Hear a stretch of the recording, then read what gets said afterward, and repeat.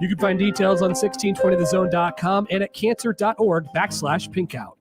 It hit me like a ton of bricks. I'm like, I never smoked a cigarette. How in the hell did I get lung cancer? I don't smoke. I've never smoked. So I started Googling. One word just kept coming up, like it was in bold and red, and it was radon. Radon is the number 2 cause of lung cancer. Well, you don't know if it's in your home. You got to test. You can't see it. You can't taste it. You can't smell it. What's your level? Radon Defense Midwest can help. Visit radonradio.com for a special offer. That's radonradio.com. Hey, it's Nick Handley for Hims. If you're losing your hair, it's not something you're always looking to make a big deal out of, right? That's why we put the hats on to kind of cover that up. Well, the same goes for problems in the bedroom, anxiety, depression, or if you're looking to take better care of your health in general. It doesn't have to be a big deal. It's actually not that uncommon. 52% of men over 40 experience some form of ED, and male pattern hair loss affects about 50% of men by the age of 50. So if you want to regrow your hair, have better sex, or tackle anxiety and depression, you don't have to go to the doctor, the pharmacy, or spend all day talking about it. Just go to hims.com and do something about it. And since it's all online, that means no doctor's offices and no pharmacies, just solutions that can bring real results. Hims has helped millions of guys just like you get help for their health problems. To start your free online visit, you need to go to this exclusive address, hims.com/start. That's hims.com/start for your free online visit, hims.com/START. Prescriptions require an online consultation with a healthcare provider who will determine if appropriate. Restrictions apply. See website for details and important safety information. 1620 The Zone. You have to remember, Jim Harbaugh interviewed with the Vikings on signing day 2 years ago. Last year, he went all the way to the brink with the Broncos before deciding to go back to Michigan. And people close to Harbaugh told me part of the reason he went back was he knew what kind of team he had. And if there's one thing to trust Jim Harbaugh on, it's his instincts on how good a team is going to be. He knew this Michigan team was locked and loaded, and he also knew that about 17 starters were expected to leave, and they would probably take a dip. I don't think Jim Harbaugh's pride would like publicly admitting that he lied to the NCAA. I don't think Jim Harbaugh's pride would like serving more suspensions, which were inevitable next season. It's going to have the highest winning percentage of any NFL active head coach. He's 2 percentage points ahead of Matt LaFleur. The guy is a stone-cold winner. He showed that his last 3 years at Michigan. They went 40-3 over that time, and he was a stone-cold winner in San Francisco. Live from 50th and Capitol Avenue in the Big O. This is Mornings with Sharp and Handley on 1620 The Zone, 1620thezone.com, and 1620 The Zone TV. Now here's Gary, Nick, and Jimmy. Can you dig it? Can you dig it? Can you dig it?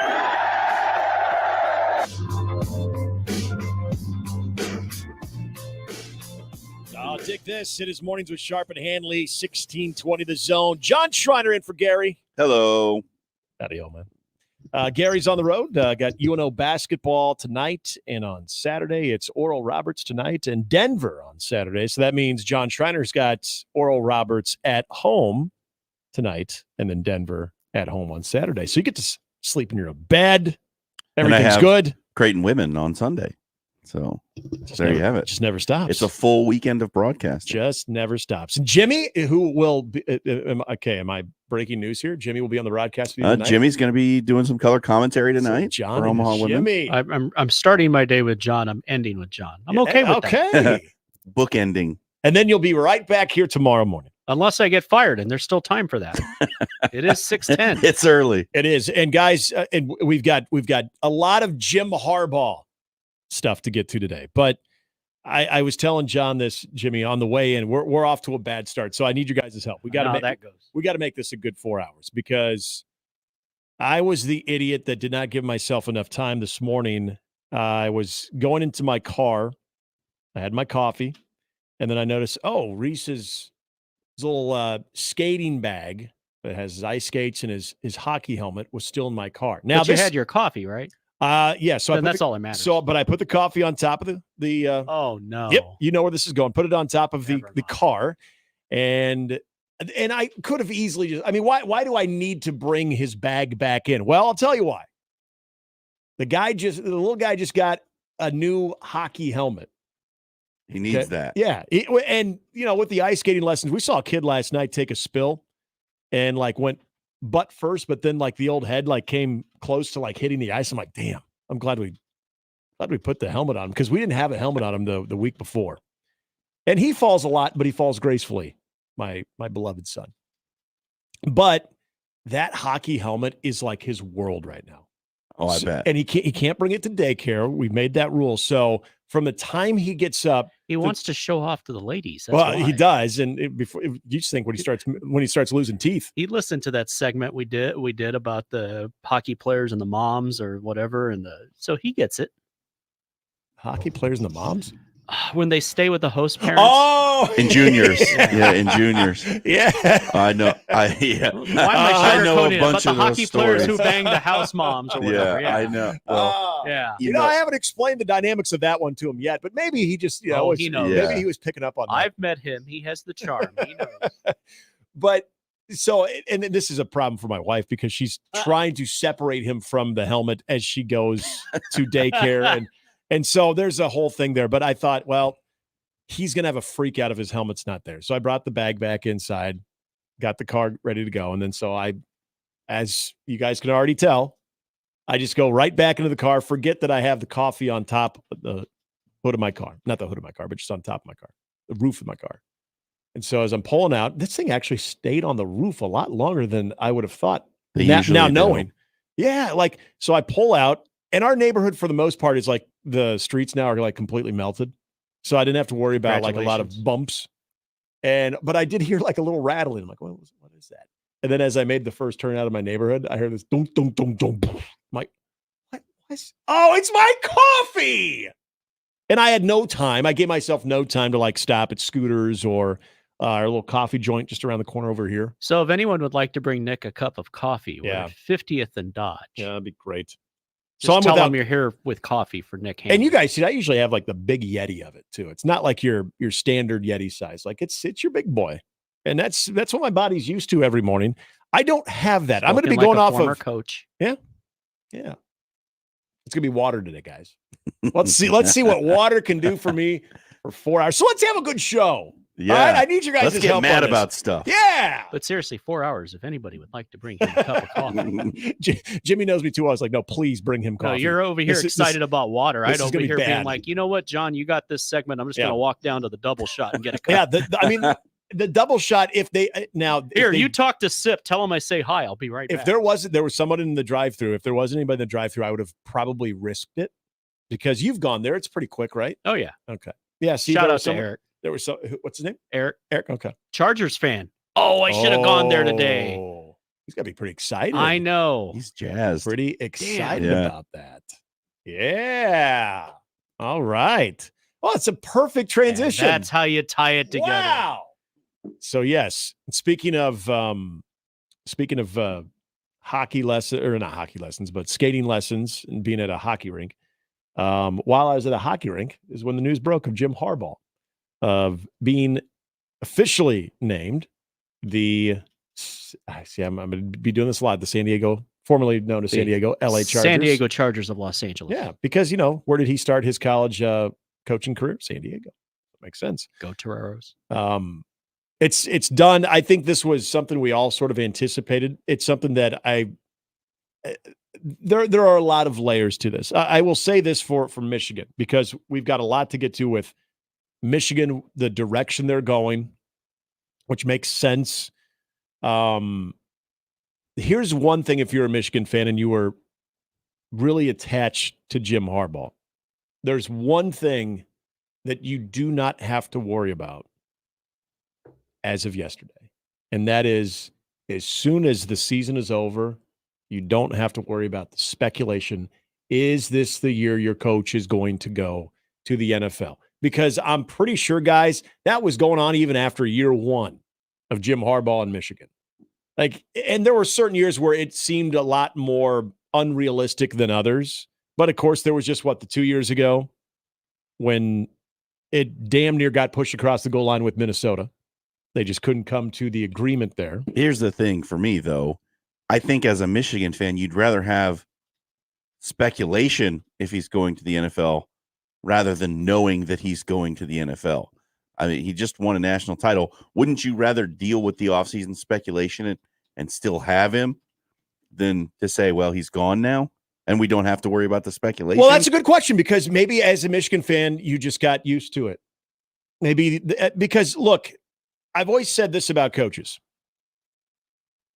As much as you love your coach, when they start being up for jobs, they start being considered for jobs other than the place they're currently at, as fans, it makes us a little like, oh, no, don't leave. And you get like nervous, right? But the good thing is, that means they're in demand. When they're nobody doing something right. When people fall out of love with your coach, when people are no longer interested in your coach for other jobs, chances are you're eventually going to lose interest with that coach too, as a fan. How about when you fire your coach and he doesn't have a job 2 years later still? Right. Yeah. How about that one? There is that one where it's like, oh, maybe they were onto something there. You mean he's not hireable other places? So the Harbaugh part of it. How about when you fire your coach and then he goes to another school and wins a whole bunch of games and then ends up in the College Football Hall of Fame? How about that one? There is that one too. So, man, I don't think I don't. You're being confusing to Michigan fans. Should they be okay right now? Because there's a lot happening. They won a championship. They did, and see, that's what matters. If you're gonna exit stage right, as opposed to exit stage wrong, that's the way to go. You left them with a national championship. We remembered it again. It wasn't that long ago. In fact, it was the season right before the restructuring of Jim Harbaugh's contract is when he almost was the new head coach for the Minnesota Vikings. And Michigan fans, honestly, it seemed like kind of wanted him gone. They did. And nobody can tell me otherwise. I think they're excited about Sharon Moore. You should be. And we'll get to that. Teach him to stop cussing on live TV. We're good. Well, but he did it in a passionate way. Yeah. Jimmy, come on. I mean, I don't mind. I do like my bad words. The whole part of like Jim Harbaugh and that whole give and take with the fan base. John, you're 100% right. I remember listening to Brian Greasy talk on one of the national shows during that. It was right after that COVID year where it was like, ooh, they were very bad. Yes, they were. And I think he represented a lot of former Michigan players, a lot of alum, and I think probably to the extent, I'm assuming Greasy probably maybe gives $1 or $2 to athletics and football. 50 cents. That you had not only some fans that wanted him, well, not some, a lot of fans that wanted him gone, but you had people of influence that wanted him gone.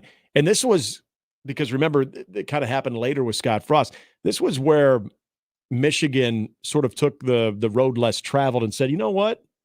When it always seems like you should move on from somebody, we're gonna put our faith in the guy himself. Now we're gonna have some incentives, restructured contract and what have you, but we're gonna see if we can finally get this thing right. If we're all on the same page and we can finally get this thing right. And by saying getting this thing right, beating Ohio State.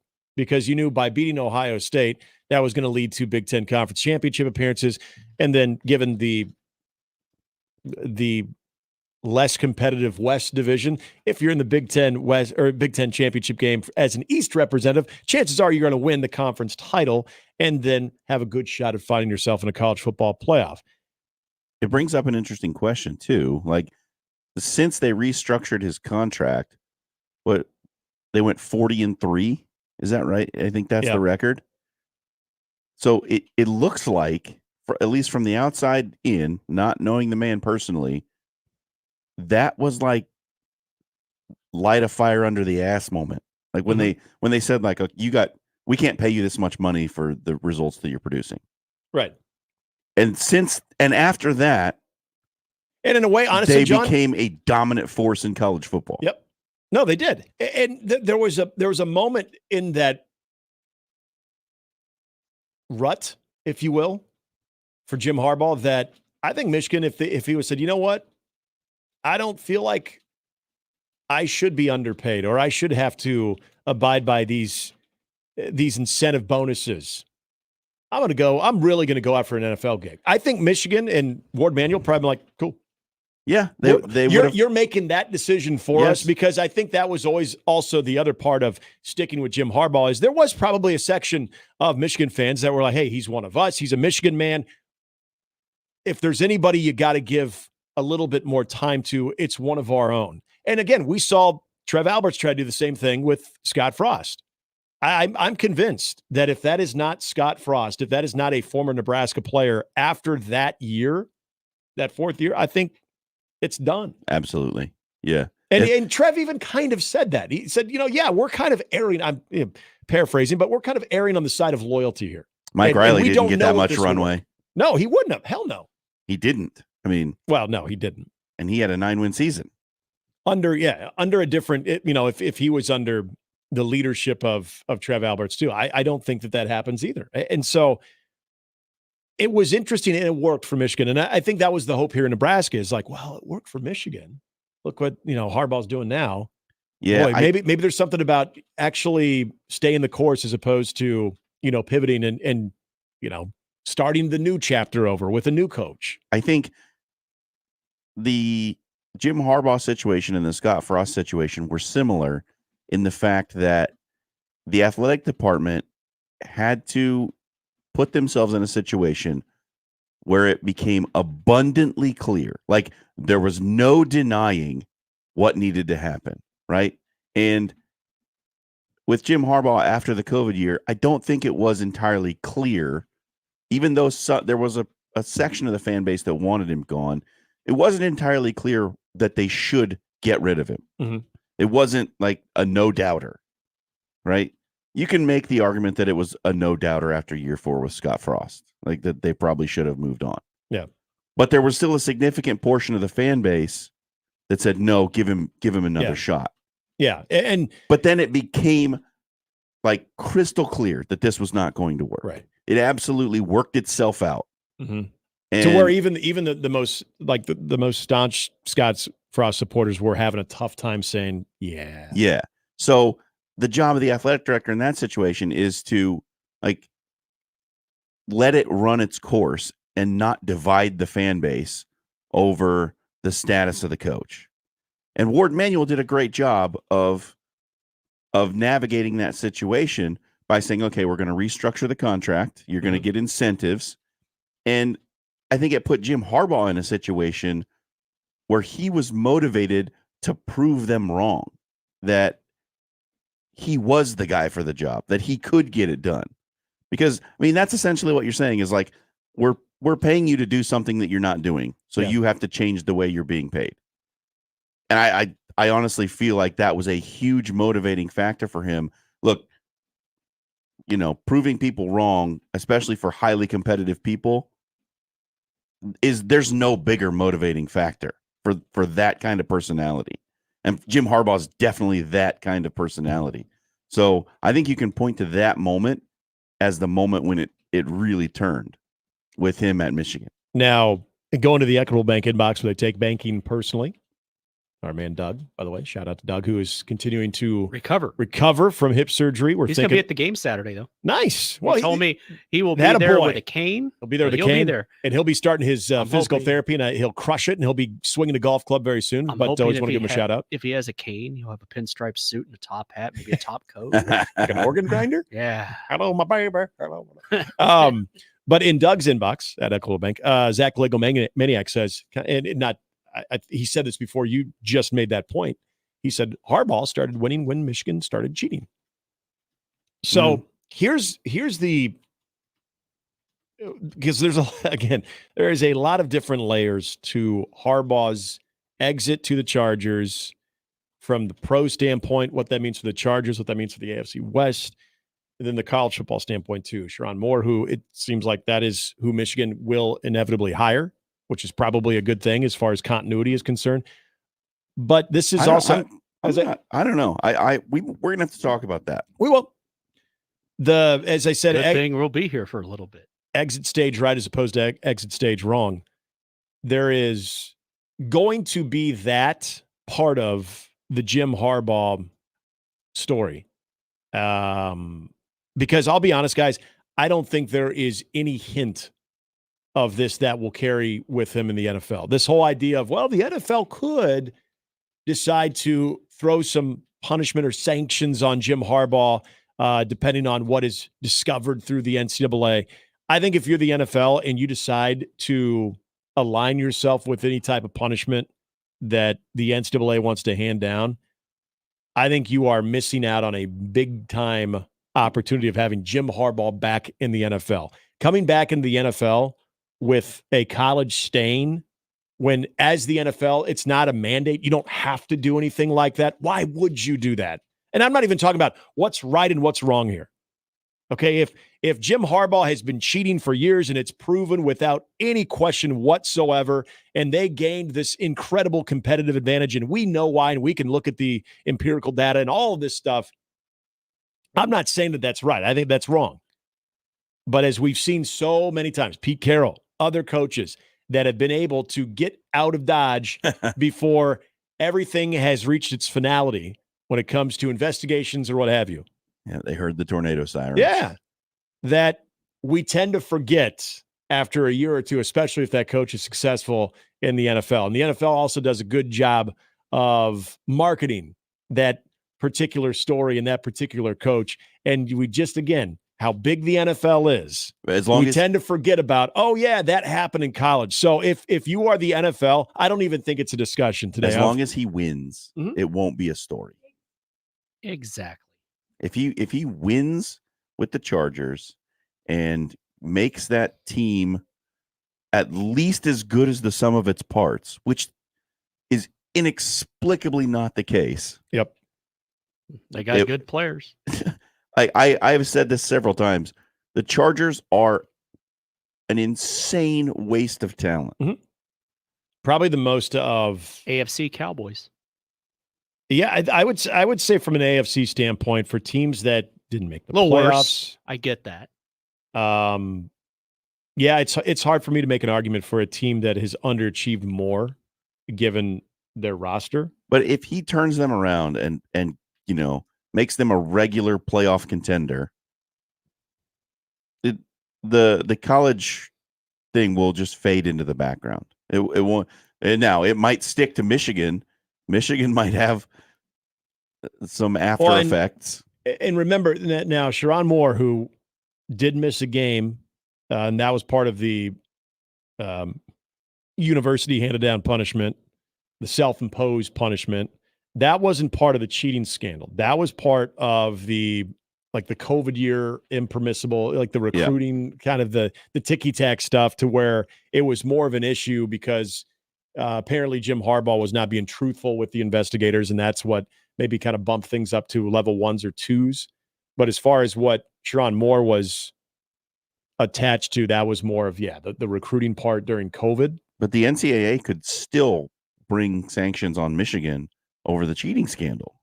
Yes, they can. As a whole. Absolutely they can. So, and this is also, his legacy might stick around there for a little bit longer than anticipated. I can't believe I'm about to say this, guys. This is where I think the NCAA has become at least a little bit more forward thinking, or at least has attempted to be more forward thinking.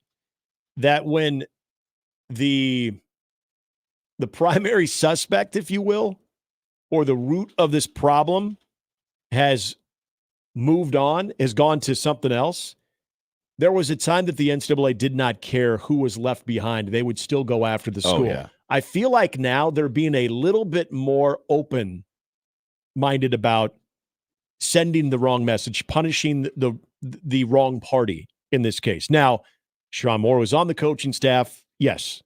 Are they going to garnish Connor Stallion's cameo wages? Right. Connor Stallion's no longer with the program. Hell, he might wind up with the LA Chargers staff.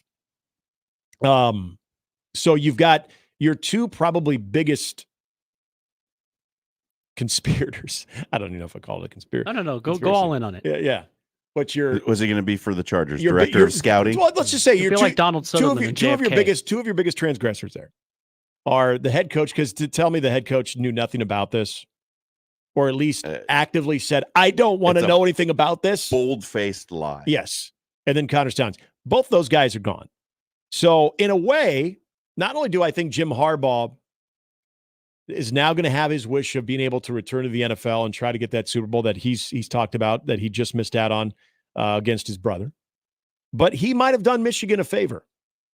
I know it sounds crazy. You think on the surface, on its head, on its face, is Jim Harbaugh exited just like Pete Carroll, and the new coaching staff and the new program could be, if this thing comes down harshly on Michigan because of the cheating scandal, they're going to be left to kind of pick up the pieces there.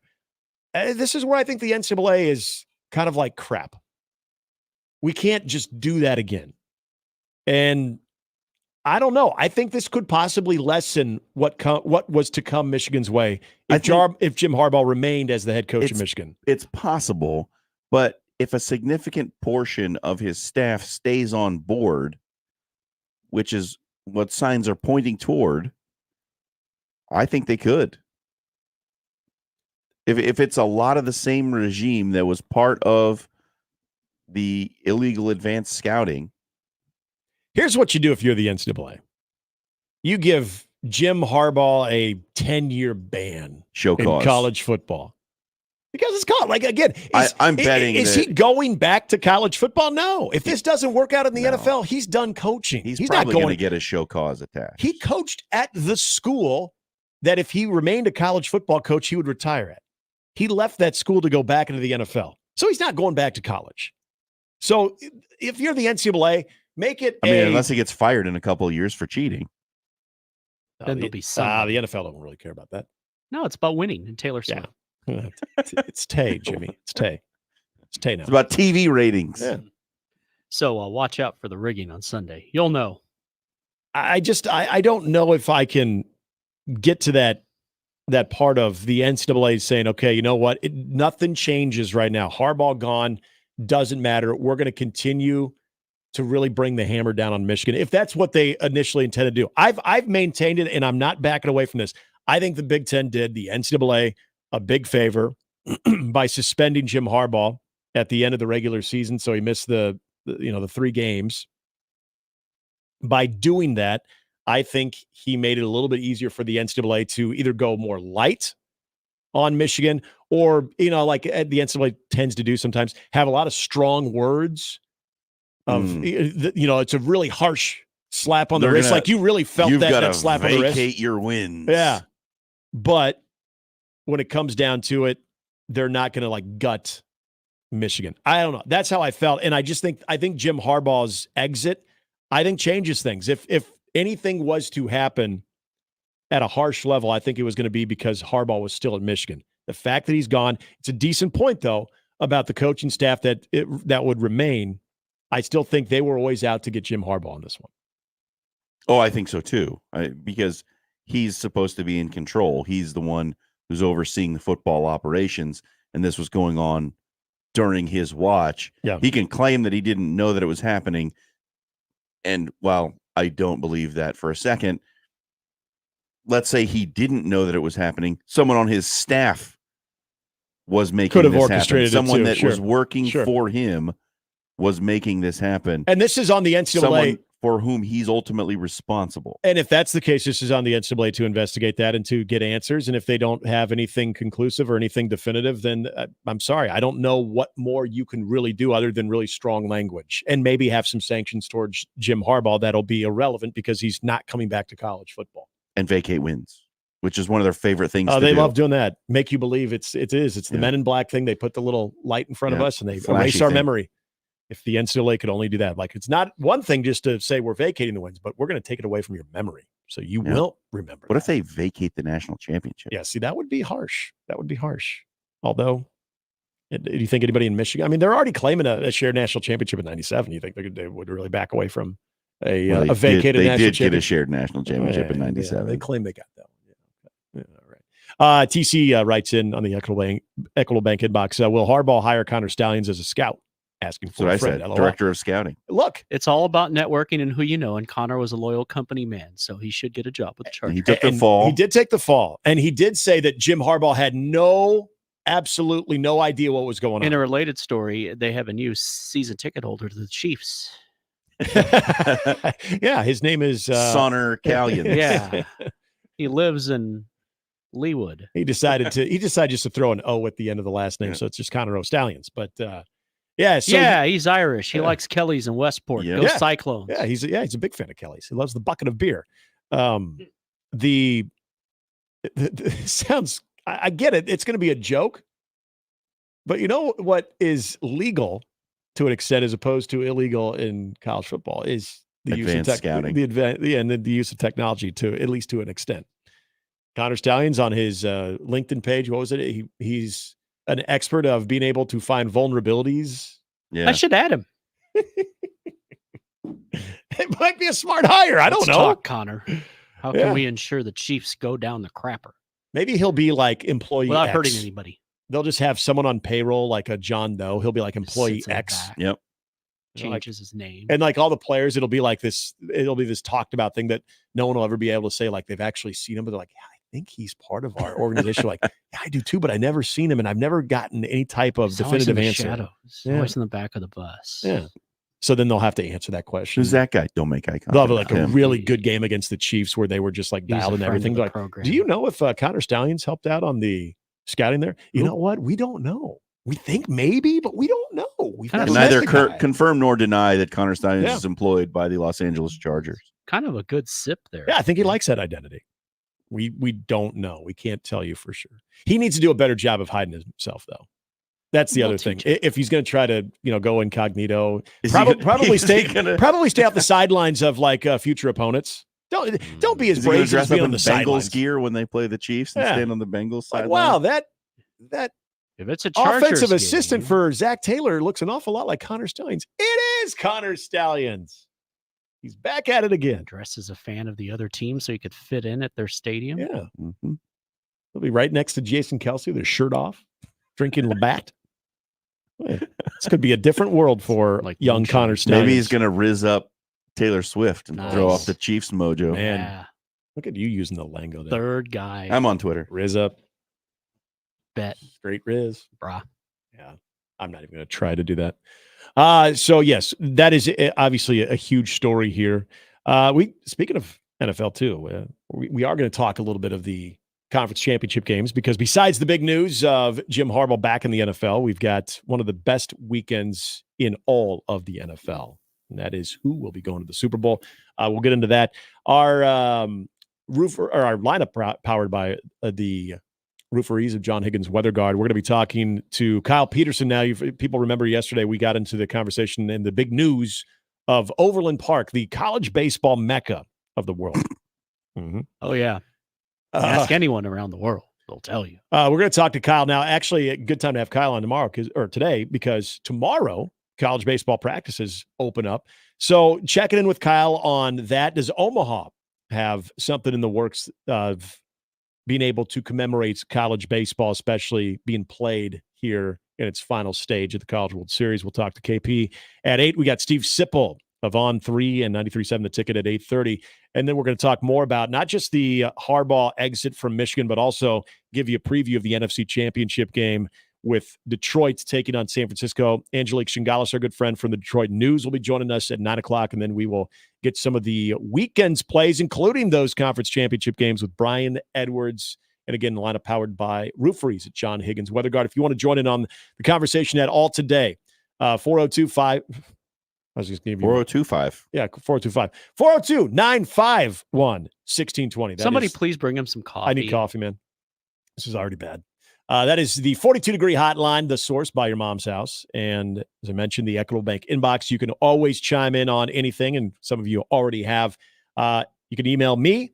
I'm Handley at 1620thezone.com. John Schreiner at Twitter. John Schreiner at Twitter, which our Twitter is the JTech Construction Zone Twitter feed. And I am. Good save.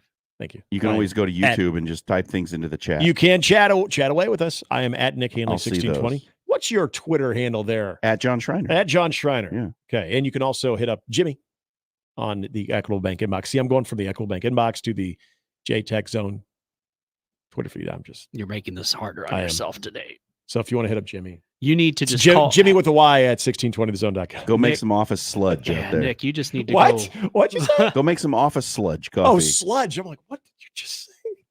You see, now I'm hearing things. It's like when Jim Belushi takes a spoonful of Folgers and Mr. Destiny. It's going to be you by 8 o'clock. I know. It's like, just just put it in my veins right now. Yeah, you just got a halfback dive today. Just Nick. take some coffee grounds and put in a big fatty. Yeah. Right in there. Yeah. There we go. So how did you used to do it with the Copenhagen? And then you just get the packet?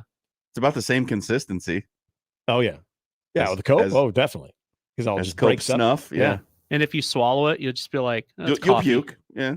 Would I puke if I swallowed coffee grounds? Only one way to find out. I don't know. Sounds like a challenge. I don't know if I want to find that out. Sounds like a Nick Handley challenge. Maybe that's more towards the end of the show that I can try Nick Handley dip coffee for an entire segment? Go to 1620thezone.com now and register. If anybody wants to sponsor this challenge, write an email to Jimmy. I could just gut it. I'm curious about that. Could be onto something. Maybe what's the coffee roaster that has the commercials on all the time? Oh, it's coming. Yeah, it is. Host. Maybe Host wants to sponsor the Nick Handley Dips Coffee segment. Could be. We'd see how I do after that. I don't know. I'm curious about that. All right. So as we discuss the big news, Jim Harbaugh to the Chargers, we're also going to be talking some Husker and Creighton basketball. That was a really fun conversation we had yesterday where everybody was really chiming in because, hey, in case you didn't know, and I'll remind you again today, Nebraska's 15-5. Creighton is 15-5. I don't make the rules. You don't make the records either. I don't. Those are facts. Now, where it becomes fun is everyone's trust level when it comes to a certain 15-5 team.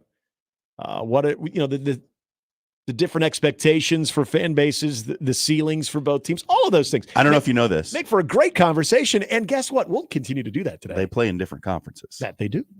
There's a lot of good stuff with people forget this.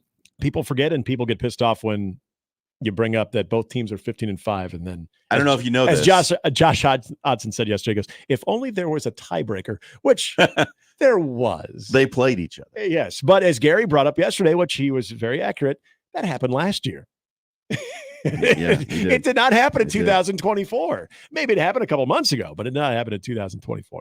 All right, we get things rolling here on a Thursday. Glad you are with us, Jimmy and John and Nick. It is Mornings with Sharp and Handley here on 1620 The Zone. Mornings with Sharp and Handley on 1620 The Zone and 1620thezone.com with Gary Sharp and Nick Handley.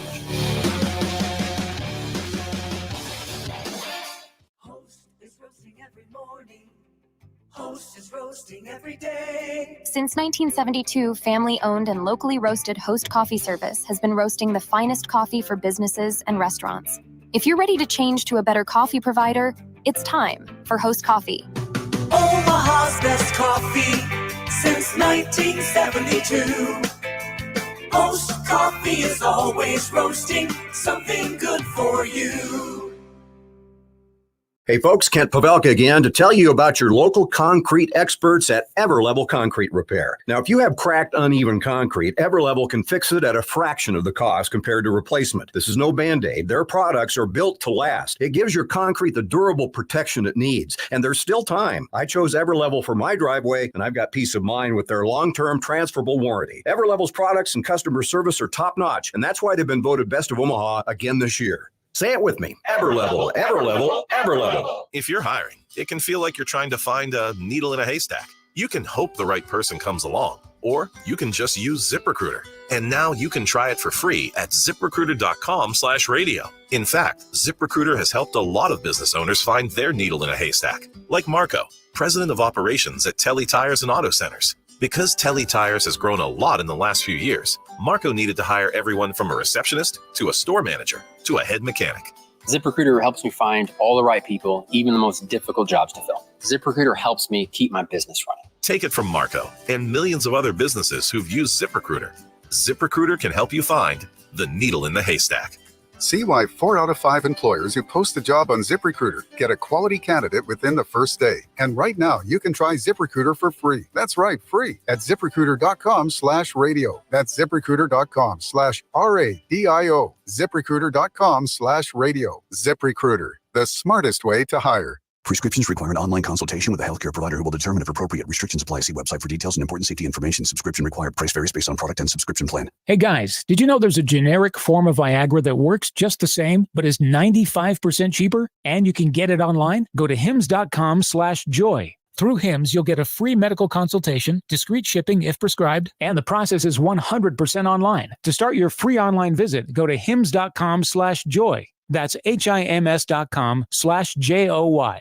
Kevin Moret from Mentality Men's Health. Guys, in the over 23,000 clients who came to us for testosterone treatment, most clients start so they can do it right. After helping men for over 10 years, every day we see new clients whose treatment had shortcuts on treatment and monitoring. This not only affected their results, it was also risky. Guys, work with a doctor, one who monitors your care, reviews labs, and modifies your dose. Our doctors will optimize your free testosterone and maximize you mentally and physically. Schedule in Omaha at lowtusa.com. That's lowtusa.com. If you're looking for a safe and reliable vehicle to get you through all types of winter weather and more, Baxter Subaru has you covered. Symmetrical all-wheel drive comes standard on nearly all Subaru models and provides you better traction, improved stability, and maximized performance on wet and snowy roads. Subaru's all-wheel drive also enhances off-road capabilities. Get incredible deals and great lease offers today on all our new Subaru models. Or shop anytime at BaxterSubaruOmaha.com.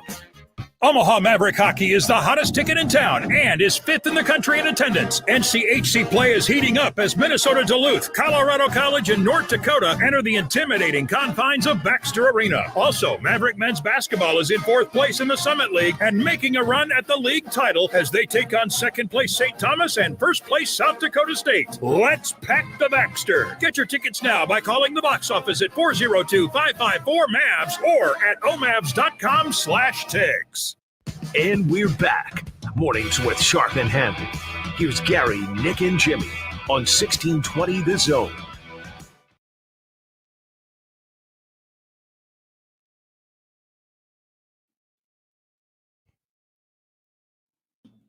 All traveling in the Summit League. So Gary gone today. He is gone today and tomorrow because UNO men's basketball, they have the Oral Roberts Denver swing. So that is Tulsa today and then into Denver on Saturday. Be traveling tomorrow. But as we were during our commercial break, John was bringing up your travels to North Dakota. Yeah. And so I was talking to Terry Leahy, the color voice for Omaha Hockey, before Friday night's game. And he was telling me about their travels, and he was telling me about how the fuel was like gelling up. Yep. First of all, I hesitate to ask what the temperature has to be for fuel to gel up. And then I didn't realize you guys also had the same issue. And it wasn't like you guys were on the same bus. No. So this was happening to multiple buses up in North Dakota. There was a time that I thought, oh, hey, for the first time forever that I can remember, we had it worse than North Dakota, but you're here to tell me, no, it was pretty bad in North Dakota. No, when we drove from Grand Forks to Fargo, our bus wouldn't go more than 50 miles an hour because the fuel was gelling while we were driving. This is why they use tauntauns on hot. Yeah. This is like the day after tomorrow type stuff. And so Or then North when we got to Fargo and they parked the bus inside to warm it up and everything, well, the fuel gelled overnight again. And we had to use one of North Dakota State's buses to get from the hotel to the arena while they fixed the bus while we were at the game. And then we drove home in a ground blizzard from Fargo, which was terrifying. Yeah. I mean, what did you say? This is something that they tend to make movies about? Yeah. This could have been a tragedy that gets a movie made in 10 years. I'm glad it it's was not. wild. I'm glad it wasn't, but man. This summer, a broadcaster who's forced to eat the players he covers. Gosh. That's a different movie. Why? You guys have to resort to cannibalism because we can't find food. Well, they're going to be down 4 players tonight as they got eaten on the way here, but they are here. We have players, and we'll have the pregame right after this. That's awful. That is just awful. And like, then that sounds so miserable. I just hate riding on a bus regardless.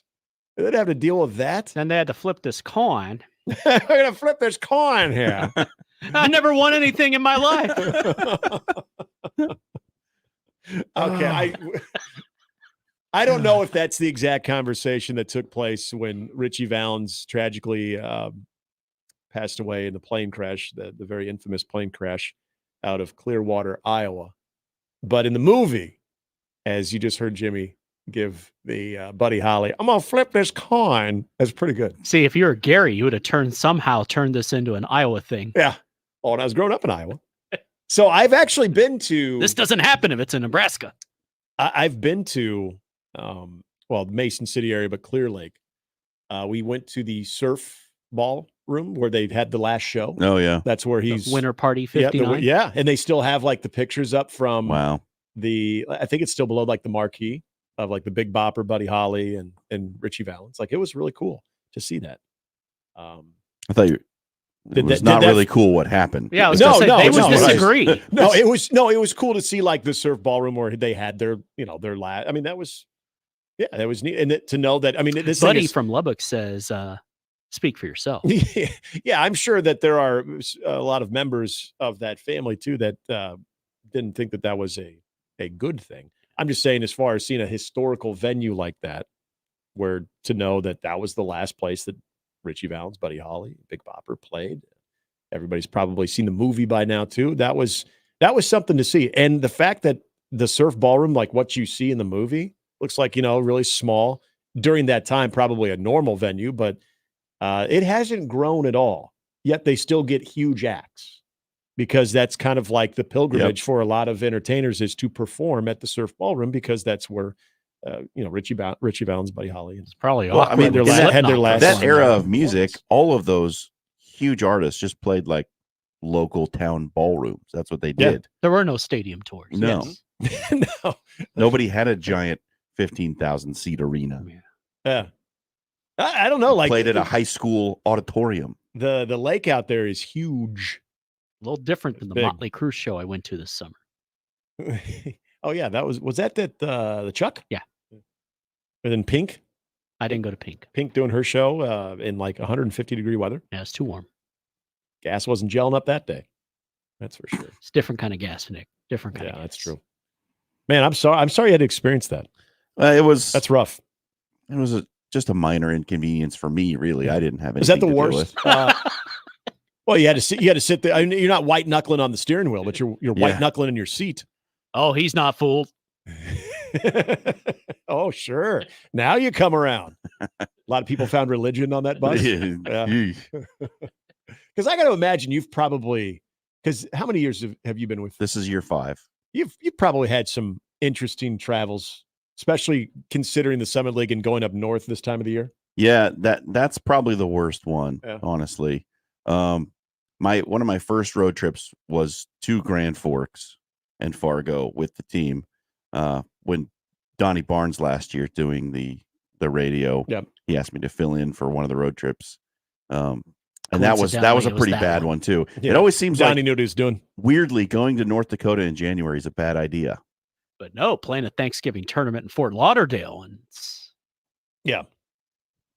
The only time I could say, like from a travel standpoint, I was ever somewhat scared for my life was flying back from Penn State.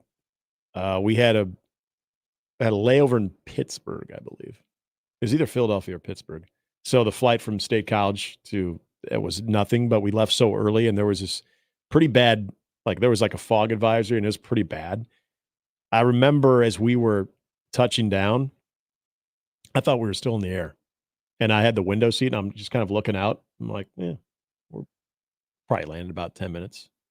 Hit the ground. And all of a sudden, there was a ground. That freaked me out. And I'm wondering, and then as we're like taxiing, I'm like, you couldn't see anything. I'm like, how the hell do these pilots do that? Like, that freaked me out. Had I known like it was that bad, I would have been a lot more nervous. But yeah, just for a brief moment, like I thought we just crashed because all of a sudden there was runway. And the fact that I was seeing it for the first time in my, my pea brain, I'm thinking that's the first time the pilots saw it too. Well, I forget that they know what they're doing. I'll tell you, we had the chance to charter back from Fargo one year, and it was bad weather because it was Fargo, the Midwest in January. So we got on the charter plane, and we land in Omaha. Didn't really think much of it, and when you come in on a charter, like there's no jetway. You just go down the ramp, and then you're on the runway. Right. So we go down. We come down the steps, and the attendant there's like, "Be careful, it's very slippery." I'm like, "What?" So we get off, and it's like the runway is a sheet of ice. Yeah. And I was like, "Wait, We landed how an did you do airplane on this? What are the snow tires like on these planes? How did we not slide right into the terminal? You guys have chains on these tires? So I was like worried after the fact. It was one of those where you don't know the situation you're in until it's over. Yeah. That was a wild one. But I think the worst travel experience that I had, we drove to Eastern Illinois in a bus. I don't know if you know where Eastern Illinois is. Macomb, Illinois. No, Eastern. Well, that's Western. Oh, Eastern. No. Eastern Illinois is in Charleston, Illinois. Oh, of course. Yes. Which is beautiful this time of year. 9.5 hours in a bus. That's not fun. That doesn't sound fun. Sounds stinky. Yeah. Do you guys ever get the sleeper bus? Yeah, and those are they're awful. terrible. Yeah, those are the worst. Because most of the times you're not actually sleeping. You mean it's not the Madden Cruiser? I know. Like, I've seen like some of those buses. There was one time we went backstage at 311 and we saw like their tour bus. I'm like, my God, this is awesome. And then like the Madden bus.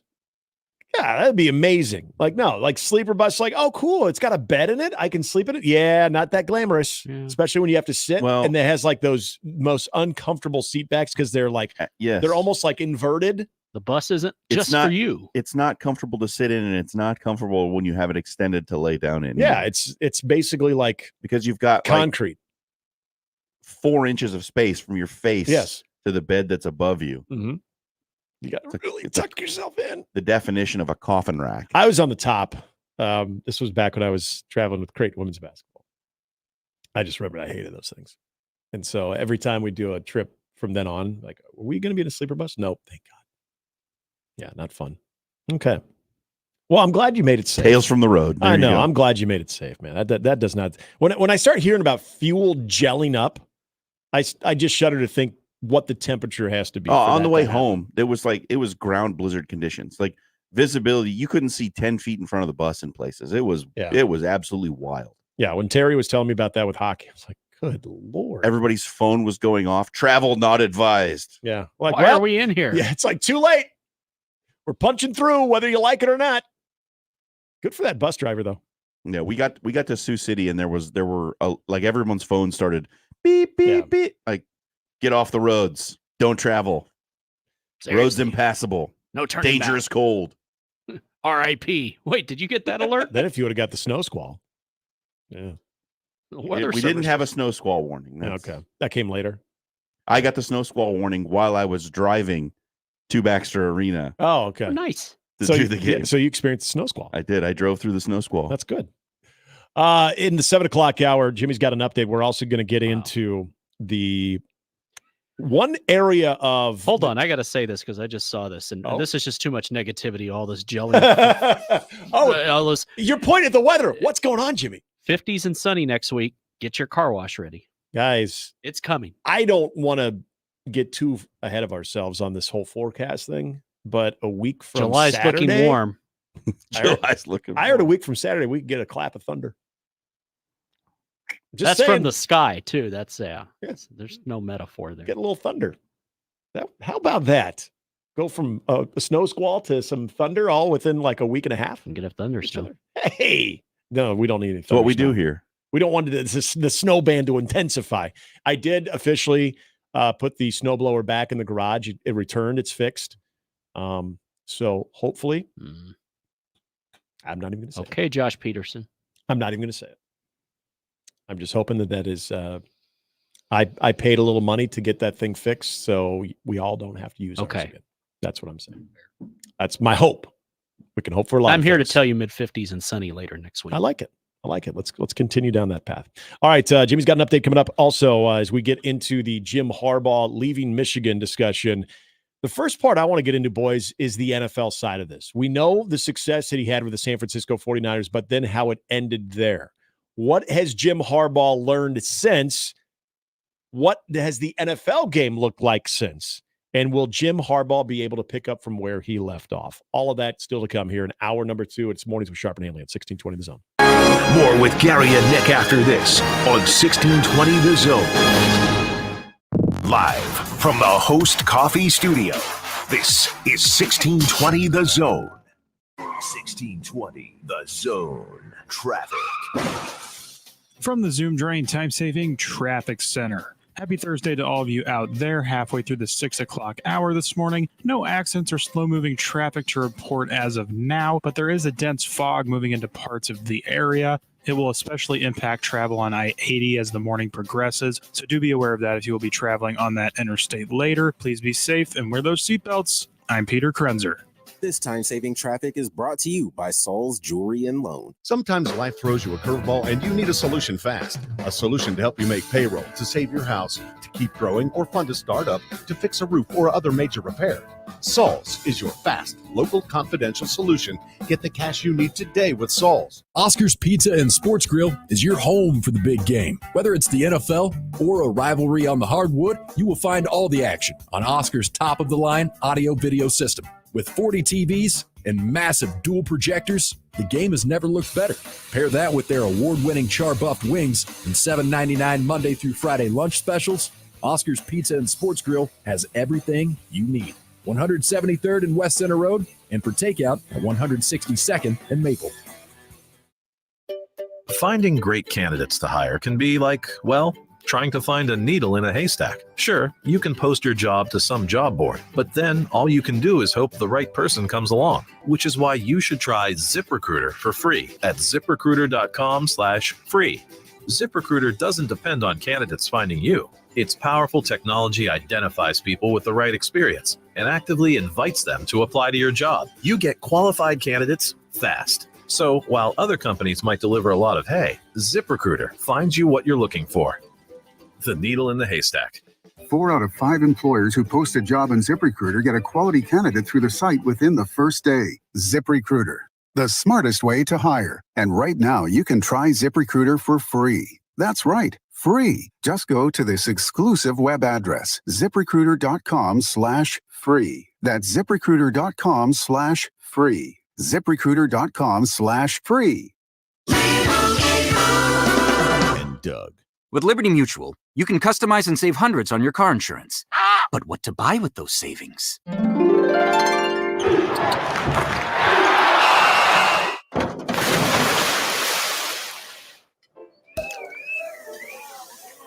Yep, I bought a sound effects machine. Only pay for what you need at LibertyMutual.com. Savings may vary. Underwritten by Liberty Mutual Insurance Company and affiliates. Excludes Massachusetts. Liberty, liberty, liberty, liberty. Prescriptions require an online consultation with a healthcare provider who will determine if appropriate. Restrictions apply. See website for details and important safety information. Subscription required. Price varies based on product and subscription plan. Hey guys, did you know there's a generic form of Viagra that works just the same, but is 95% cheaper? And you can get it online? Go to hims.com/joy. Through HIMS, you'll get a free medical consultation, discreet shipping if prescribed, and the process is 100% online. To start your free online visit, go to hims.com/joy. That's HIMS.com/JOY.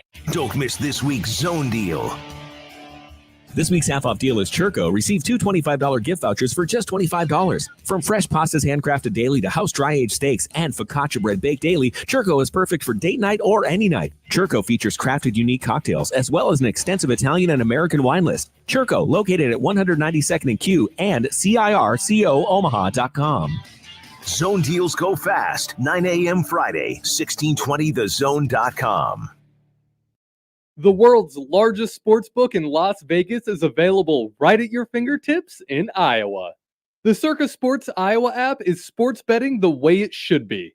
Bet anywhere in Iowa and experience high betting limits, tight money line splits, and exceptional customer service. Download your new bookie today. Visit circasports.com and start betting like a pro from anywhere in Iowa. If you or someone you know may have a problem with gambling, call 1-800-238-7633. Tickets for less. Best seats, best prices, no service fees. Shop ticketsforless.com. KOZN Bellevue, Omaha, Council Bluffs. This is 1620 The Zone. Now back to mornings with Sharp and Handley on 1620 The Zone.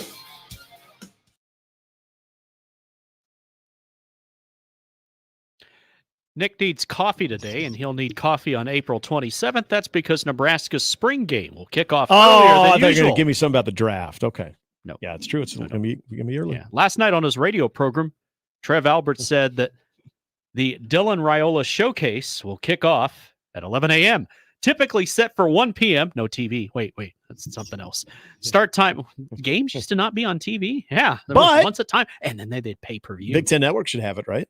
I would imagine so. No announcement yet. Yeah, no. The scrimmage will kick off in the morning because Trev wants you to go to other things that day.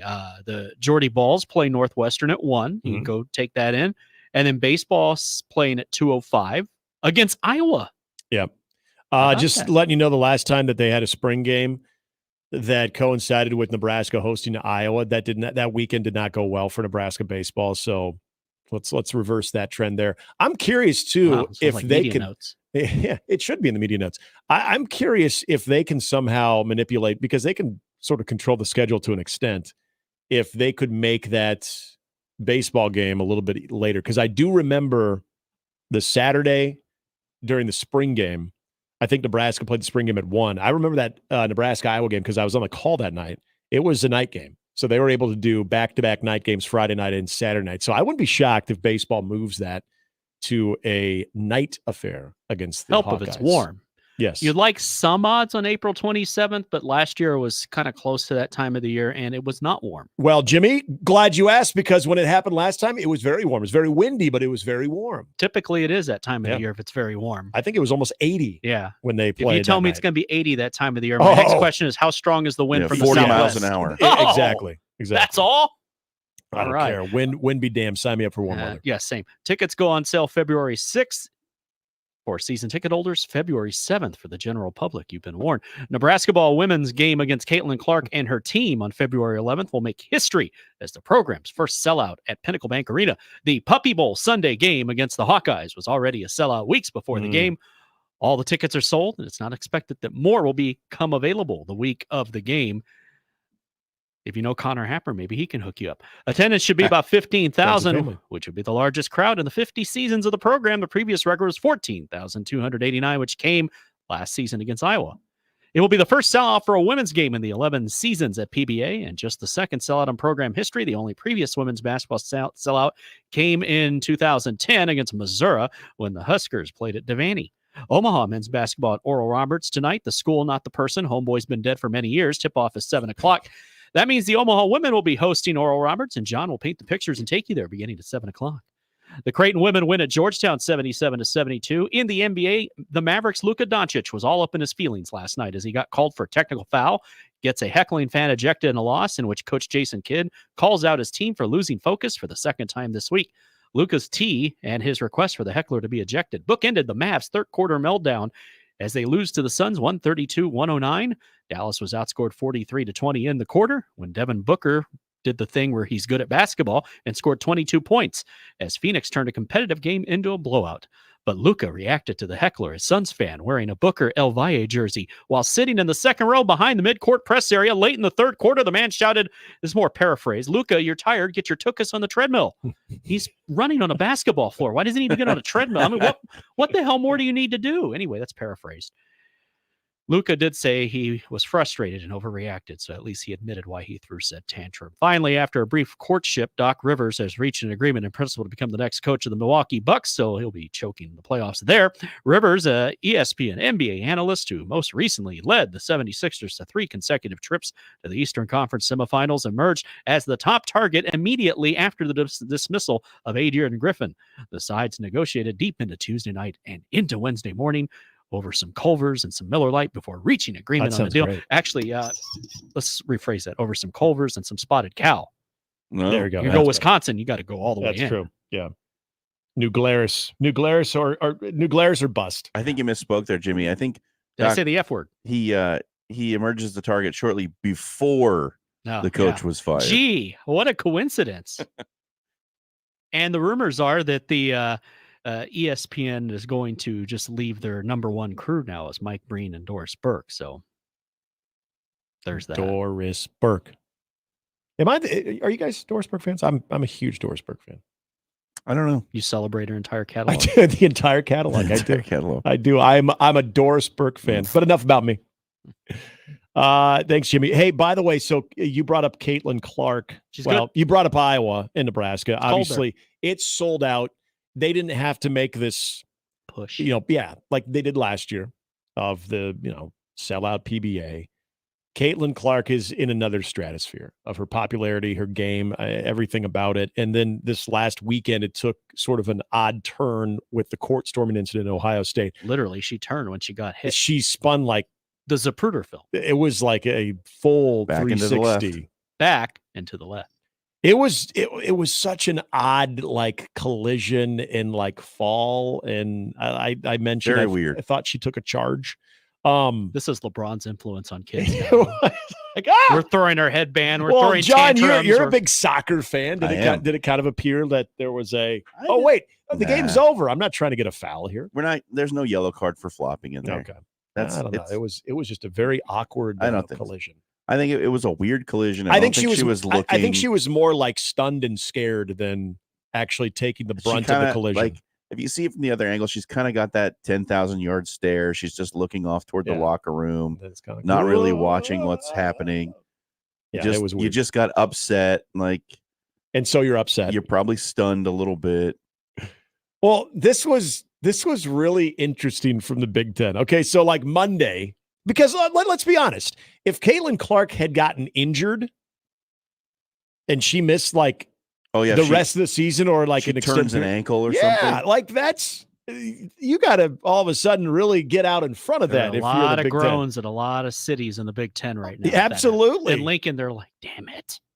Or they're like, "Well, sweet, all right, we're still going to keep that sellout because they're still getting money off of that." You still bought the tickets. Yeah. So come for the PA announcer. I mean that's a big thing right there. Is if she was injured now, so the Big Ten in their best attempt to say, yeah, we got this. I'm going to read this this statement that was released on Monday, like late Monday. The safety and security of student athletes, coaches, and staff is of utmost importance. The Big Ten requires host institutions to provide adequate security for visiting teams from their arrival for a game through their departure.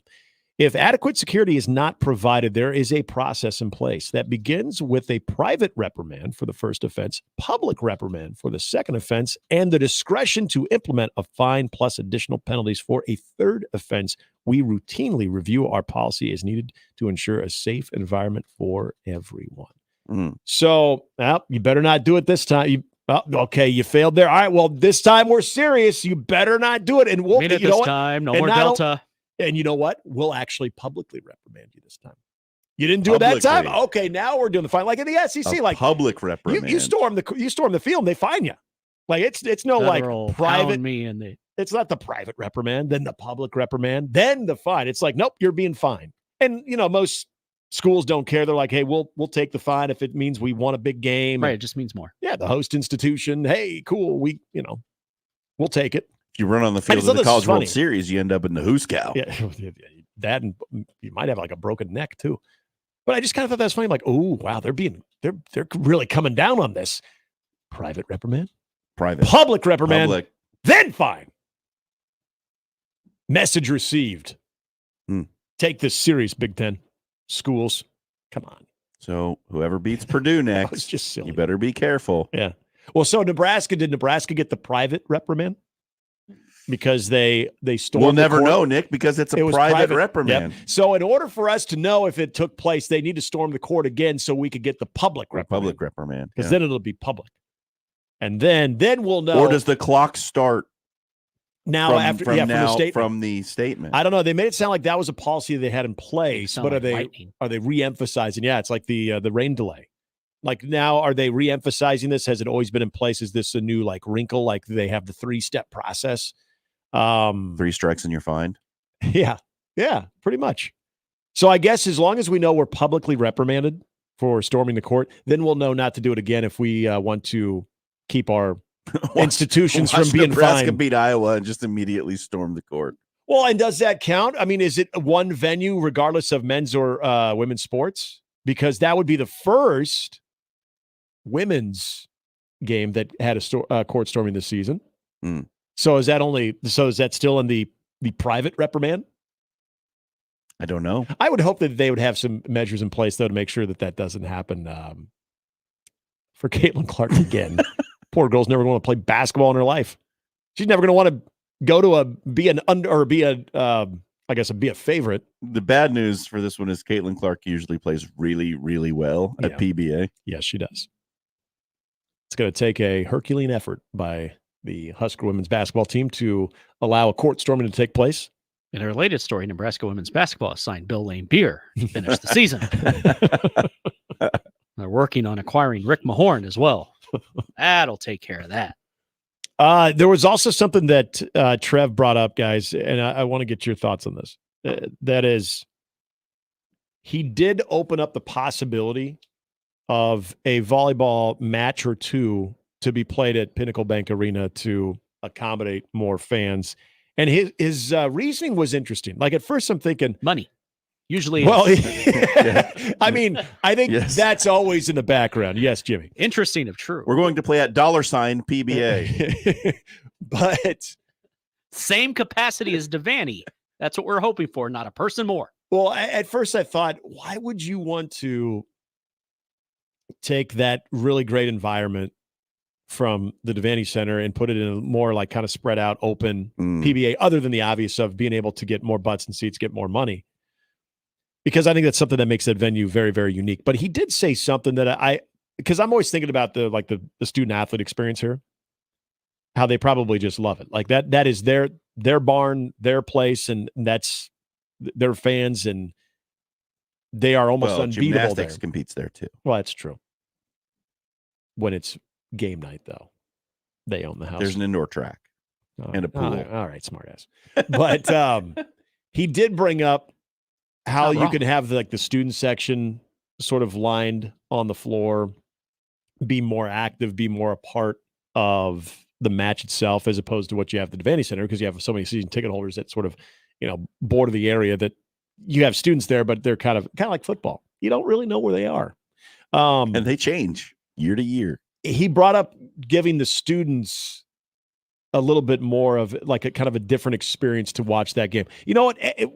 Give Trev credit, because Jimmy, you're right. This would be more of a financial benefit to do this. But when he said that, I thought, you know what? That would be kind of cool. Like, if I'm a student and the success of the volleyball program, you go to some games, but you're kind of hidden in the crowd. You're not really on top of it. Like, you could at least go to maybe a big match. Say, I would almost want them to play Wisconsin at the venue just because it's that venue, but you're probably still going to sell it out. You sell out PBA, I would think, when you're playing like a Wisconsin or a Penn State, and have like that sort of student section. $2 beer for that the presence. students. Play Minnesota at the PBA. Yeah. I mean, good team, not premier. Yeah. You don't need to blow your wad on that one, or you keep Wisconsin to the Devaney Center. But to have the students have sort of a presence in a volleyball game, for them to kind of like be sort of front and center, I think would be really cool for the volleyball team itself. But I also think for the students that want to be more part of the game day atmosphere, I could get on board with that. So initially I thought, no, why would you want to do that? You don't need to take it to the Pinnacle Bank Arena. But if it's just for maybe a match or two, and your reasoning is to get the students involved too, I'm okay with that. Well, give it to Trev on this front. He's not afraid to try it. Yeah, he'll shake it up. He'll do something different. Right. Because what if it works? What if it's nice? Is old JC signing off? If John Cook is signing off, then we're good. Well, he's not going to do it unless John Cook. Yeah, if John Cook's like, yeah, watch this, I'm going to make John Cook mad. You know what? We're going to do it anyway, John. I'm overruling you. Yeah. What do you mean you're retiring? Where are you going? I could see the players really liking that, actually. It'll be fun. Yeah. I mean, you get the Devaney Center for 90% of your matches. So you get like the Pinnacle Bank Arena match feels like sort of a bigger deal. Kind of feels like more of a postseason type atmosphere. When Creighton plays Nebraska, and it's a home game for Creighton, they move it to CHI. Right. Rather than their normal place in the DJ Sokol. Which I think for Creighton fans, you maybe wanted a DJ Sokol because you have the opportunity to try to snatch up all those tickets before you absolutely get overrun by Nebraska if you're Creighton fans. admin, you want that money. Yes. Yeah, there's the rub there. Money buys things. There's the tug of war. But yeah, I'm okay with this. They sold out a football stadium. Are you guys an arena? If I'm hearing you guys correctly, okay with that too? Because I know. I don't mind it. Yeah, I didn't lose sleep last night. Good. Because the volleyball, I think the diehards. I'm a curmudgeon, but this isn't why.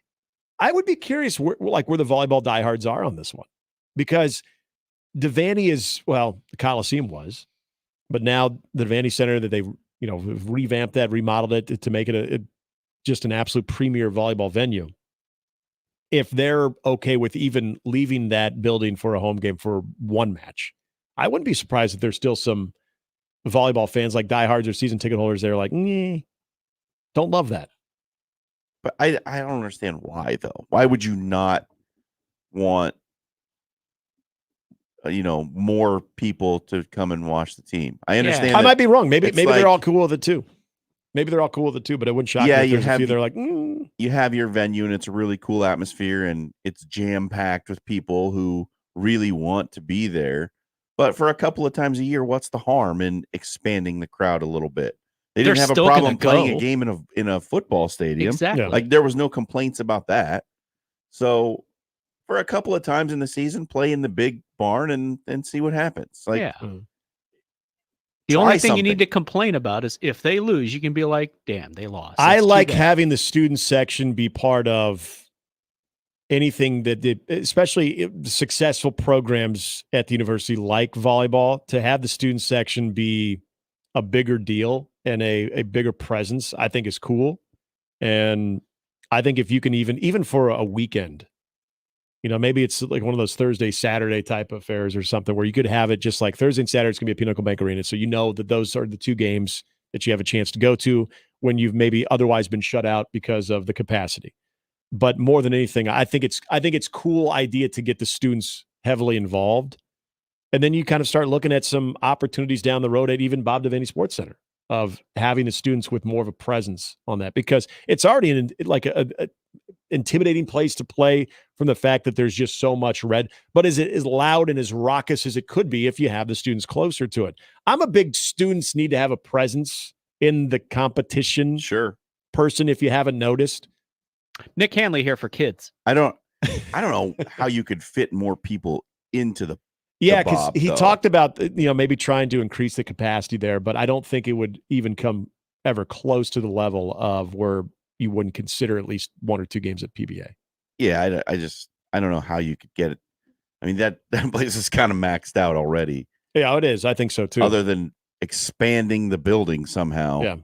I don't know.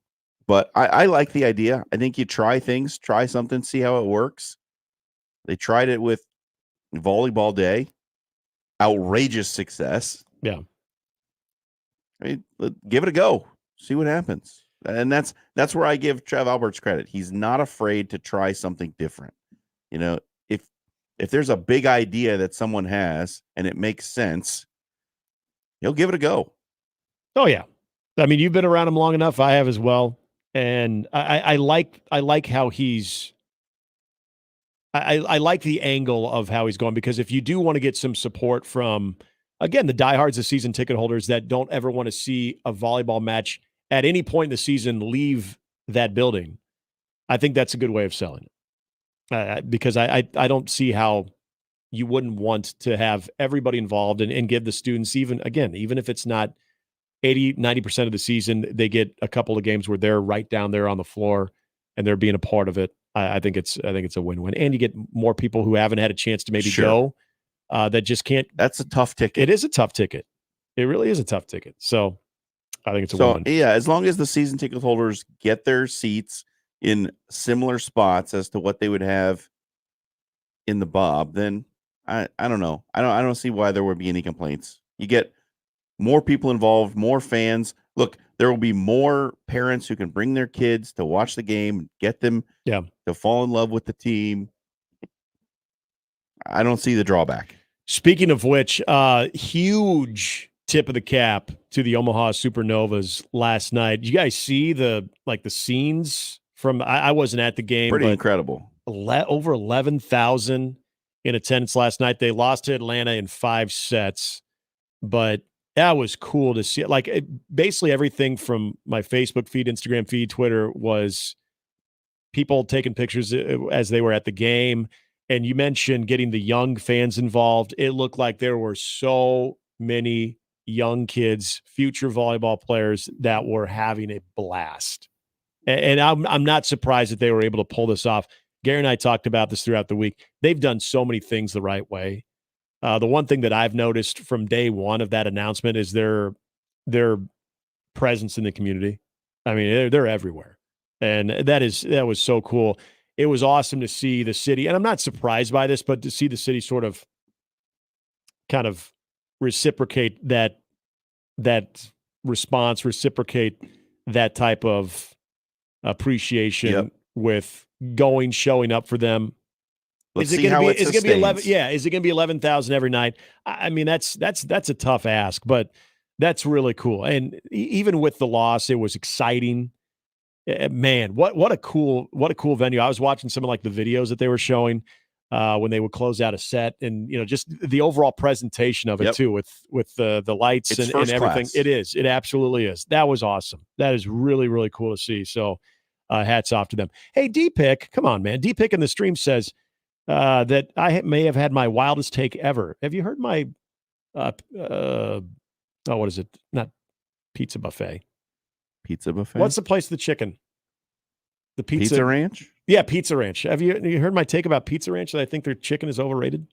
A lot of people would tell me that's my wildest take. Guess what? Never eaten Pizza Ranch. Oh, yeah, okay. I don't disagree with D-Pick. But he said my wildest take ever was that he thinks Doris is awful. Oh. Do you guys think Doris is awful? I have no opinion on Doris. I love Doris Burke. I think she's great. I like pizza. So you talk about Pizza Ranch. I think she's very knowledgeable. I like the way that she presents it. He says he turns off, or he puts the TV on mute. Come on, I wonder how many people do that to me.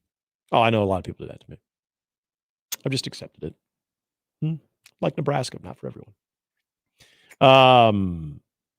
Also, I think D-Pick was at the game last night. He said they were up 13-11 in the fifth. Painful loss, but it was such a good time. Excited for the next matches.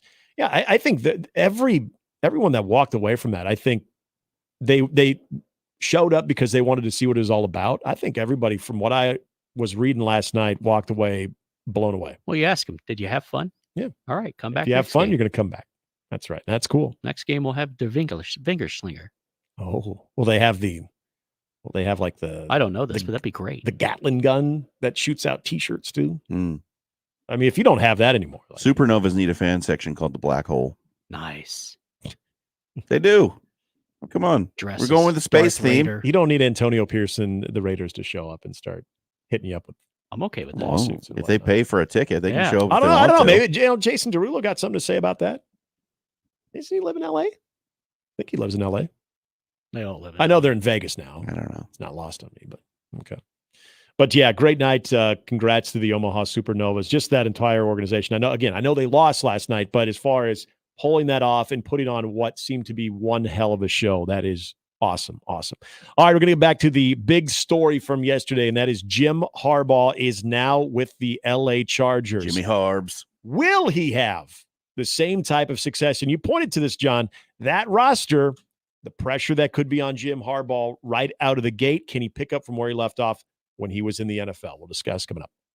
Hey, speaking of the NFL, this is the playoffs, baby. And if you've been on from the sidelines, there's still time to get in the game at FanDuel, America's #1 sportsbook. New customers, bet this Sunday's conference championship games with $150 in bonus bets guaranteed when you place your first $5 bet. FanDuel has so many ways for you to pick up a W, so many different ways to go about your wagering for this weekend's conference championship games. I got to tell you, Baltimore fans, you may not like this. And, the good thing is I'm not right a lot, but I like the Chiefs on Sunday, and they are getting 3.5 points. If you want to follow my pick, just go to FanDuel right now. Get started with the $150 and bonus bets guaranteed when you place your first $5 bet. Visit FanDuel.com, use the promo code ZONE, and join today. That's FanDuel.com/zone. Make every moment more with FanDuel, an official sportsbook partner of the NFL.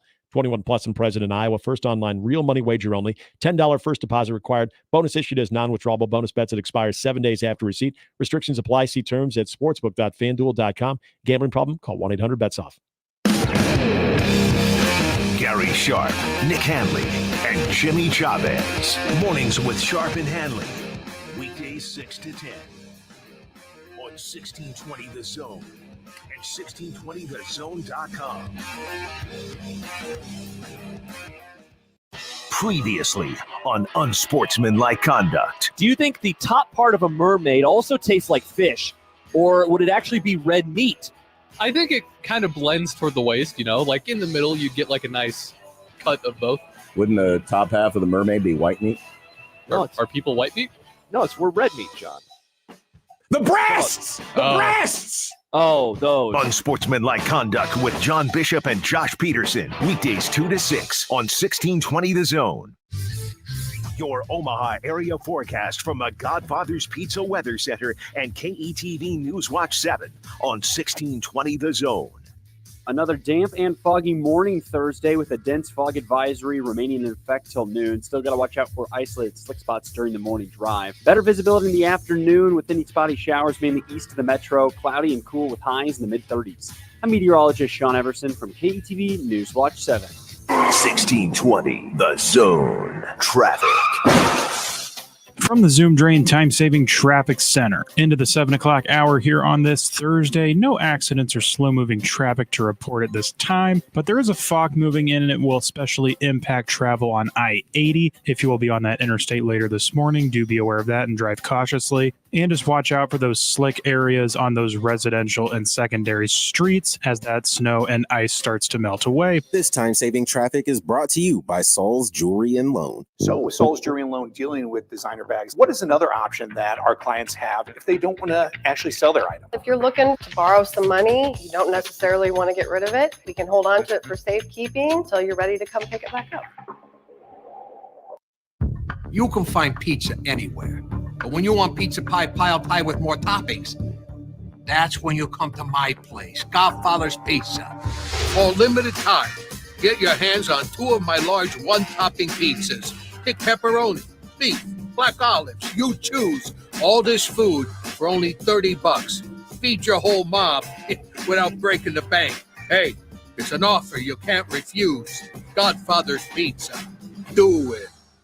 Wesley Financial Group is not a law firm. This story is called The Ugly Truth About Timeshare. If you think you've done your family a favor by buying a timeshare, you need my help. Hello, I'm Chuck McDowell, founder of Wesley Financial Group. 10 years ago, I started helping folks cancel their timeshare. And in the process, started what's now called the timeshare cancellation industry. The ugly truth is when you buy a timeshare, you can't tell me how much it's going to cost or when it's going to end. I recently helped a couple that had their maintenance fees go from $800 to $3,200 a year. They also received a $4,000 assessment for a hurricane that was over 1,000 miles away. Sound crazy?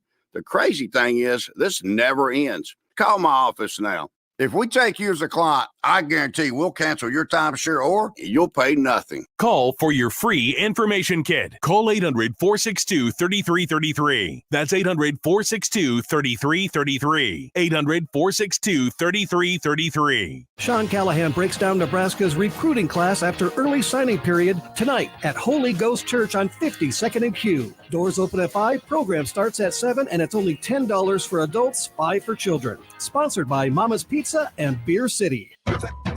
Listen to the Woodhouse Auto Family Blue Jays shoot around and overtime shows, the Creighton men's basketball pregame and postgame shows on 1620 The Zone. The Woodhouse Auto Family Blue Jays shoot around and overtime shows are also presented by Union Bank and Trust. Hear the breakdown and coverage about your top-ranked Creighton men's basketball team before and after each game, exclusively on your home for the Creighton Blue Jays. 1620 The Zone, the 1620 The Zone mobile app, and 1620thezone.com.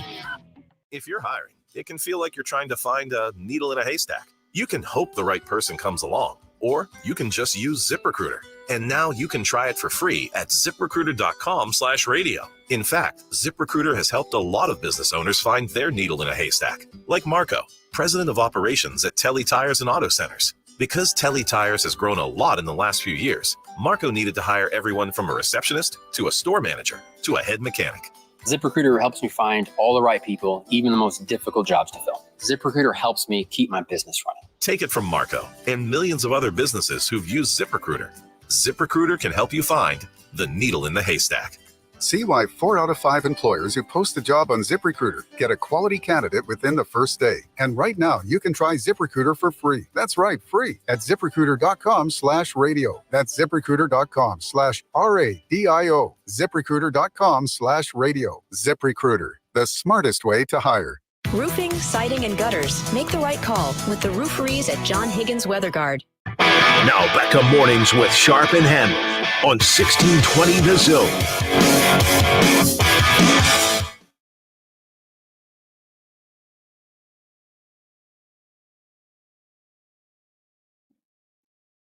I just think we got a smart audience. Iowa JD says fuel gets at under 15 degrees, gels at under 15 degrees. That is why you add additives to your fuel before it gets to those temps. So a good lesson out there, too. Well, information that could have been useful to you guys yesterday, but it is good. John will think about this as he's making the long trek to Baxter Arena on a warm 35-degree evening. That's right. In my electric car. Yeah. Oh, yeah. I might not even wear a coat tonight to go to the game. That's how nice it is. Oh, guys, I went from the thicker, puffy hoodie coat that I have. Now I'm back to just the puffy vest. Mm-hmm. Yeah. I'm back investing it up. Nick has drawn a line in the sand. Yep. He's made his declaration. I'm going vest. He's drawn a line in the melted snow and sludge. It is kind of gross out, though. Oh, this is not good snow time. No. Yeah. That's pretty gross out. Your Feel bad. floors are probably taking a beating. Feel bad for the dog. Yep. She hates it. Macy likes it now because the drifts are highly diminished in our backyard. So she can now, I had to shovel like a little, kind of like a runway for her so she could do her business. Runway. And she disregarded that and she started running into drifts and stuff. Oh, yeah, they just do it anyway. Yeah. They do it on the porch. You're like, I specifically created a grass patch for you. Right. Now you just use this as reason. Yeah. No. I do. We have crap on the porch too that I'll eventually get to, but literally warm days.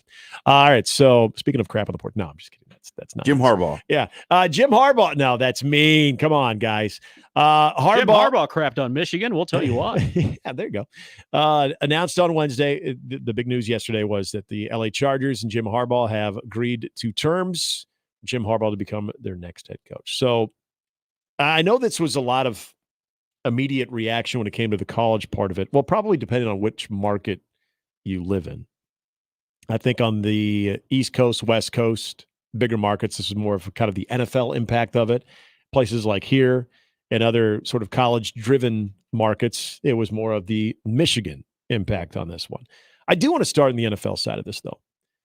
You brought up something about the LA Chargers, their roster, which I would agree. If there is one organization and a reason that you make a change midway through the season like the Chargers did, it's because they expect much more than the result that they're getting. And that roster, and we all know Justin Herbert from his rookie year and how he looked like he was going to be the next big thing. You've got talent around him. You've got a defense with not only a Bosa, but a Khalil Mack too. There's things there for this Chargers organization to work with. It's about bringing it all together with the right leader. Jim Harbaugh, in my opinion, his downfall in San Francisco was, and I don't even know if this is on Jim Harbaugh. I think this was just bad business in San Francisco. That was front office members and Jim Harbaugh did not necessarily get along. Yes, that's absolutely true. And instead of letting the business of winning work, being professional and not having to be besties, I felt like it got personal at times on both sides. This is not to excuse Jim Harbaugh either. He's part of it. But I think they got to an impasse to where something needed to change. Jim Harbaugh wasn't having the same type of effect on the team that he did in the Super Bowl run when they lost to Baltimore. And there was a lot of that drama that took place. We've learned, especially in his time in Michigan, that, and I think the common denominator is Jim Harbaugh, but drama seems to kind of find itself sort of surrounding Jim Harbaugh. When you are an intense weirdo, yeah, things are going to get weird. Nice. That's the takeaway here. Like it. The one area that I'll say where I feel confident that Jim Harbaugh will be able to have success, other than that I think he's going into a pretty good roster. The area that I do think he'll have success, and I think it's okay to have expectations for what he can do, is kind of goofy as he is, and sometimes sort of against the establishment, doesn't always want to cater to the higher ups, always kind of wants to do his thing and have his stamp on it. I don't know of a coach in college football that advocates for the players more than Jim Harbaugh. And there's a connection with him and this team. And you saw it this year with Michigan and their run, despite all the things going around and him not being at games because he was doing this self-imposed suspension or the Big Ten handed down suspension. That team looked like they genuinely just enjoyed being around each other and enjoyed being around their head coach. And you've heard Jim Harbaugh talk about what he thinks college players should get when it comes to compensation. Like, he's someone who definitely advocates for the student athlete when it comes to, things from, financial gain to every other experience to be positive. I don't know if that's as big of a deal in the NFL 15, 20 years ago. I felt like it's more businesslike. But I do think it is a business. It is at that point. So, but I do think players in the NFL now probably value that relationship a lot more than they did, again, say 15 or 20 years ago. So I think given his experience in the NFL previously, but also having that type of sort of players coach mentality, I think it's going to continue to serve him well. I think that's where I would start with Jim Harbaugh, because I think we can all agree the guy knows football. The guy he's I think got a tremendous football IQ and understands how to teach it, how to scheme, how to get all the parts in place. But I think it's the relationships, and that's where sometimes you see these things go south. Like the Nick Sirianni Philadelphia situation is going to be extremely interesting to watch. His press conference yesterday was super weird, kind of uncomfortable. And we can get to that later. Kind of an uncomfortable guy. He kind of is. And I wonder, is he lost that locker room to an extent? Are there things about Nick Sirianni? Something happened with that team. I agree. The only thing I'll say here about just digging into the football stuff with Jim Harbaugh, one of the things I think is going to be good for the Chargers, they're going to have a running game, which is going to be great for Justin Herbert. They're going to run the football, and it's not just going to be on him to go and win the game. Austin Eckler too. Yeah, with his arm. Now, Keenan Allen is 30. I think he's 31. He's past 30. Khalil Mack on the defensive side is, I think, 32, 33, something like that. And there's some wear and tear on Khalil Mack for sure. But the rest of the roster on both sides of the ball is pretty young. Yep. I mean, Herbert, not very old. Joshua Palmer's not very old. You've got Quentin Johnston that they drafted. Derwin James, Joey Bosa, Asante Samuel Jr.'s on the roster. Like, this is actually a fairly young team around, a couple of vets. Now, Keenan Allen's a huge piece, and they're at some point going to have to figure out how to replace that. But he's going to come in. Like, you remember him at San Francisco. What did they do? They ran the football. And that's how they got to that Super Bowl. They ran the ball.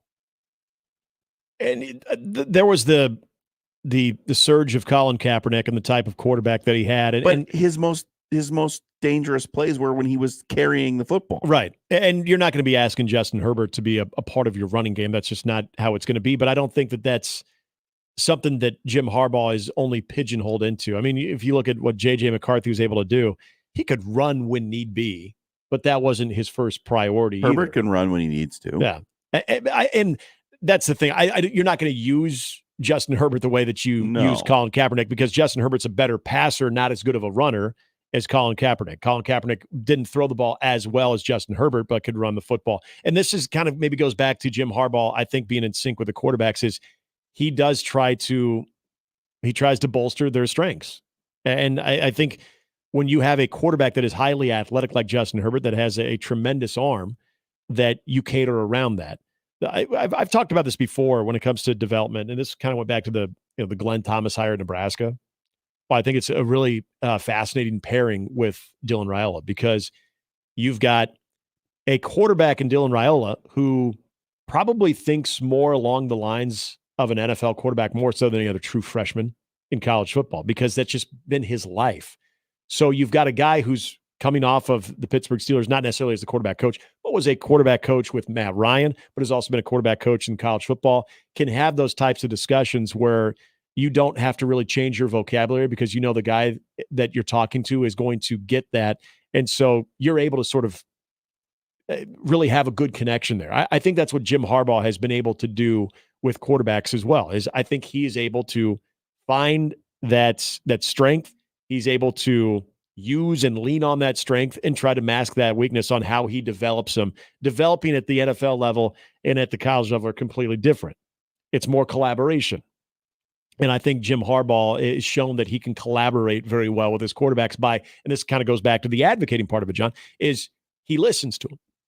You know, he wants to know, okay, what are you seeing? What do you like that we do? What do you think we could do more of? You've been around this roster, Justin. Where do you think our strengths need to be? Where were they underutilized? Like, this is where I do think Jim Harbaugh is very good with his players of making sure that they know they have a voice with how things are going to work and how they can be successful. Well, the other thing I'll say is, looking up and down that roster, that defense had no right to be as bad as it was with the talent that they have on the team, which is why I say it's been such an incredible waste of talent for that franchise to be as poor as they've been and unable to do anything in the postseason, let alone get to the postseason. So I think there are things about that Jim Harbaugh is going to bring to the table, a run game and a strong defensive mindset that, and it's going to depend on the coordinators to some degree, but I think that bringing a run game and a defense to the Chargers should make a lot of people very worried, because there's a ton of talented players on that roster. This is a really, really, really good hire for the Chargers. Like, I don't think that they could really get much better of a hire for the roster that they have and what they need to do to be successful. This seems like an absolute home run. And right now, I'm expecting this to be a wild success within a couple of years. And so you say a couple of years, and this is, again, where I think a lot of people are at when it comes to the hesitation of Jim Harbaugh just right out of the gate being able to have meteoric success. Because, I mean, think about it. His record, and the last year he was in San Francisco was not great. You could kind of see even the second last year, it was started trending that direction.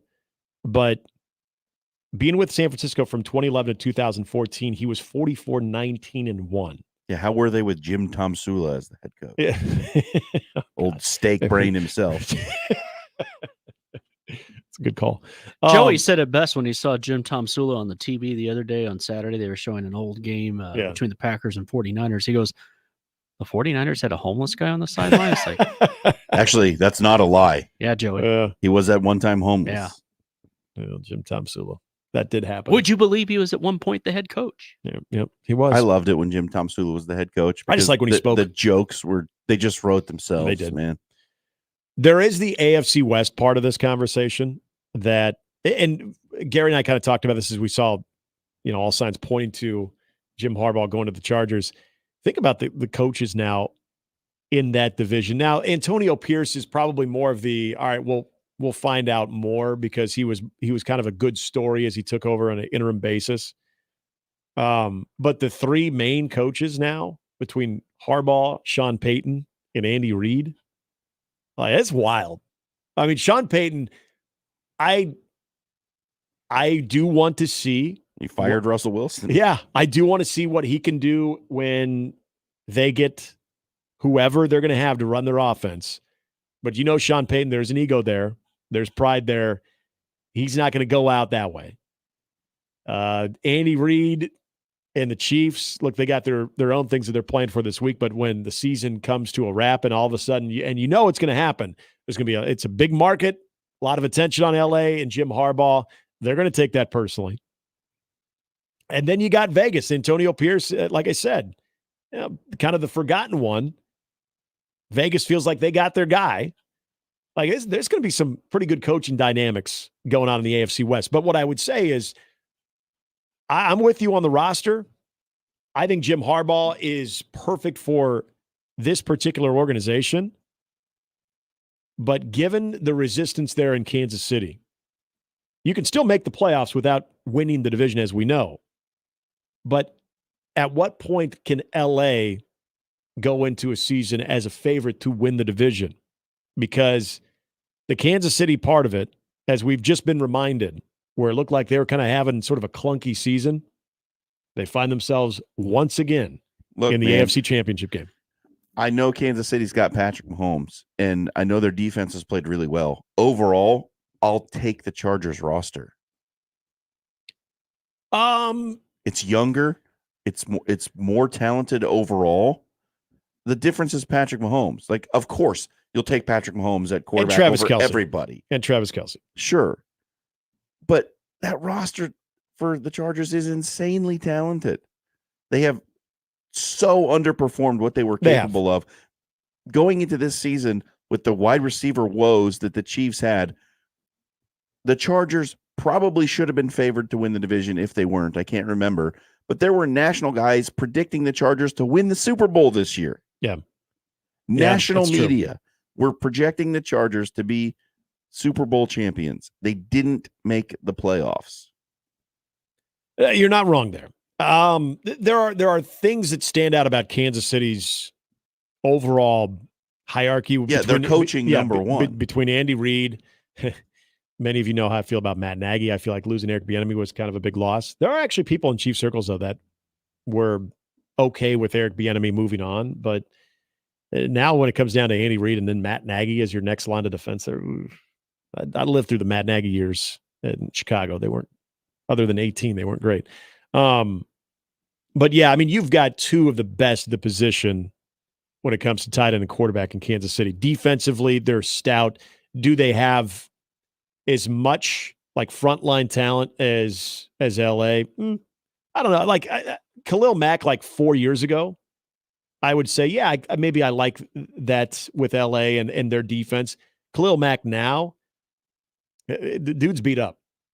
I mean, he went on a ridiculous run of not missing a game until I think his second to last year in Chicago. And then all of a sudden you started to see the body wear down a little bit. And I mean, my God, who can blame it? I mean, the guy plays at an elite level. But you're right. I mean, I think from the secondary and, looking at even Bosa when healthy, there's a lot to appreciate about that defense, which I also think is going to be a very interesting hire because as it stands now, it looks like Vic Fangio is going to be the Philadelphia Eagles defensive coordinator. Remember where Vic Fangio was when he was one of the more well-known DCs. He was with Jim Harbaugh in San Francisco. To me, if he was able somehow to pull Vic Fangio back over there, I would be worried. And I know Vic Fangio, he was a head coach in that same division with the Broncos. I'm not talking about Vic Fangio, the head coach. I'm talking about Vic Fangio, the defensive coordinator, is a big difference.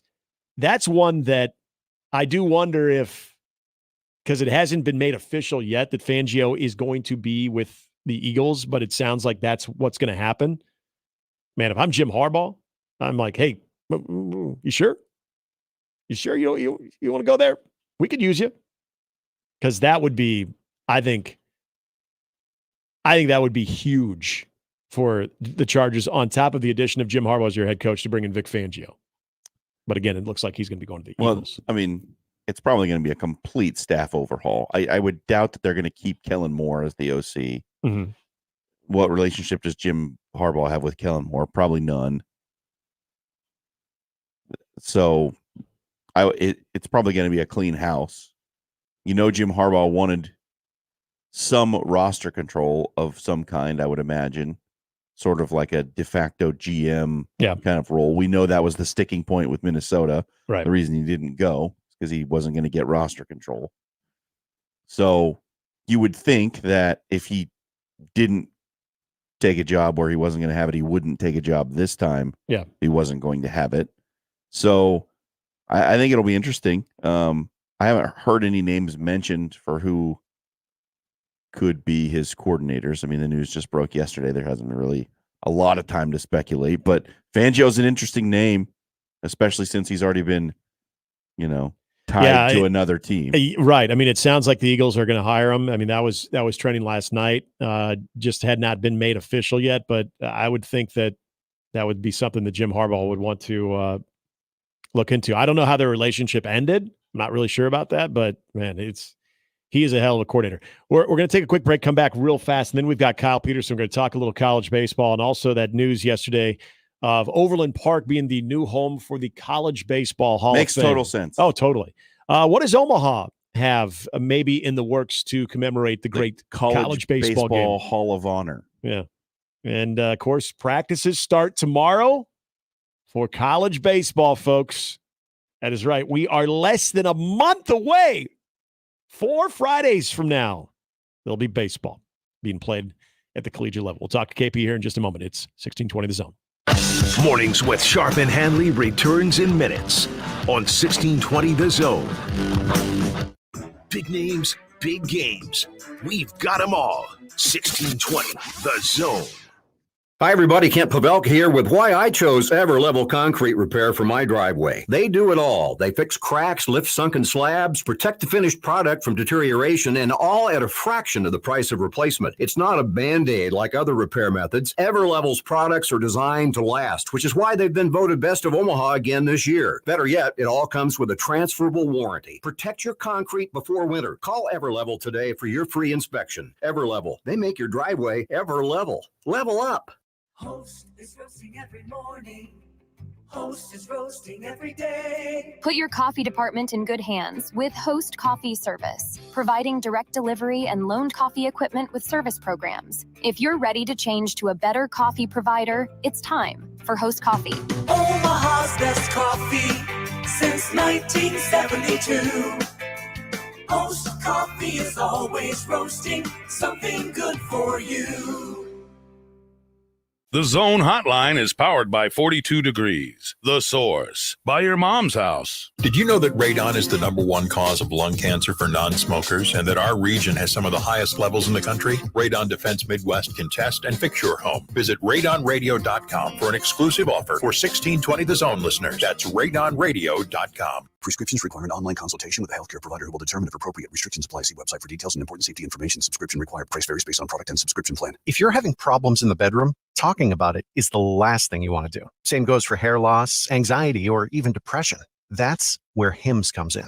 Through HIMS, you don't have to talk about it. You can do something about it. Just go to hims.com/start, where you can find a variety of potential solutions for the problems men face every day and save up to 95% on generic alternatives. The entire process is 100% online, making it incredibly simple, straightforward, and above all, private. If prescribed, treatments made using clinically proven ingredients are shipped directly to your door in low-key packaging. So if you're experiencing ED, hair loss, anxiety, or problems with your general health, you don't have to go to the doctor, the pharmacy, or spend all day talking about it. Just go to hims.com/start and do something about it. Get started today at hims.com/start. That's HIMS.com/START. I always wanted to learn Spanish, but I never thought I'd have the time. Then I discovered Babbel. Babbel's lessons are fun. They only take like 10 or 15 minutes, and in 3 weeks, presto, you're starting to speak another language, like magic. I love that Babbel's lessons aren't just robots talking. They're voiced by native speakers, so you get the pronunciation just right. And they're designed by real language teachers, so you learn how to have real-world conversations, things you'll actually use. It's incredible. After using Babbel, I'm ready to start having real conversations in French. There's all kinds of ways to learn. Use Babbel's podcasts or games or videos. You can even join live classes with a language teacher. If you want to learn a language, there's no faster, easier, better way than Babbel. Babbel. Babbel. Babbel. Évidemment. Babbel. Language for life. Celebrating 10 million subscriptions sold. Go to Babbel.com and start learning a new language today. That's BABBEL.com. Start learning a language today at Babbel.com. And we're back. Mornings with Sharp and Handley. Here's Gary, Nick, and Jimmy on 1620 The Zone.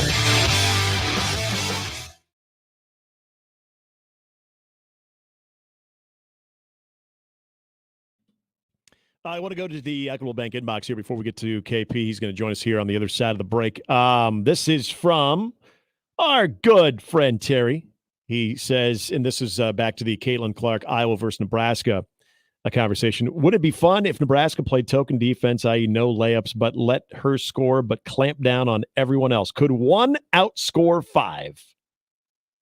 Like I said, P.S., it would be Ricky Mahomes, as he'd have to identify as female in order to play.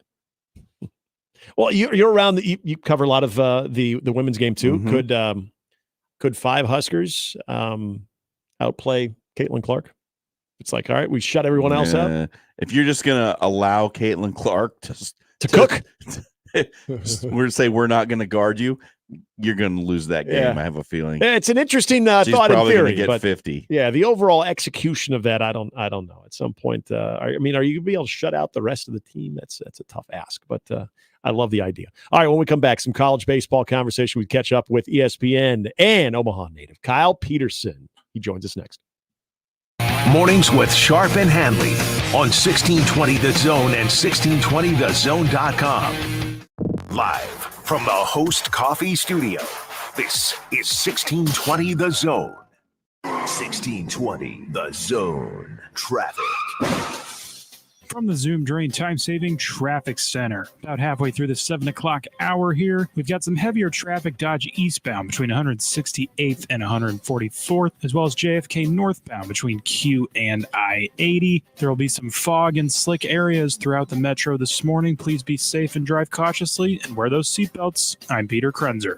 It's the most time-honored tradition to start the weekend, grabbing a cold one from a local Nebraska brewery. Let's be real here. It's cold outside, and you don't want to drink the same boring beer as those Hawkeye fans. Drink Nebraska brewed beer, cider, or seltzers instead. Each week, we're putting the spotlight on a unique Nebraska brewery with One Beer Friday. Share your brew on social media with the hashtag One Beer Friday, and you'll be entered to win a $25 gift card to a local Nebraska brewery. Nebraska is the good life with great beer. Click nebraska.beer to learn more.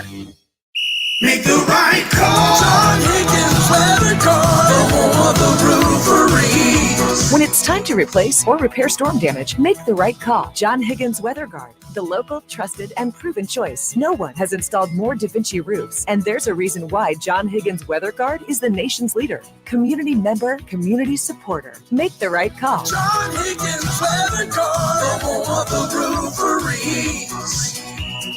Make the right call.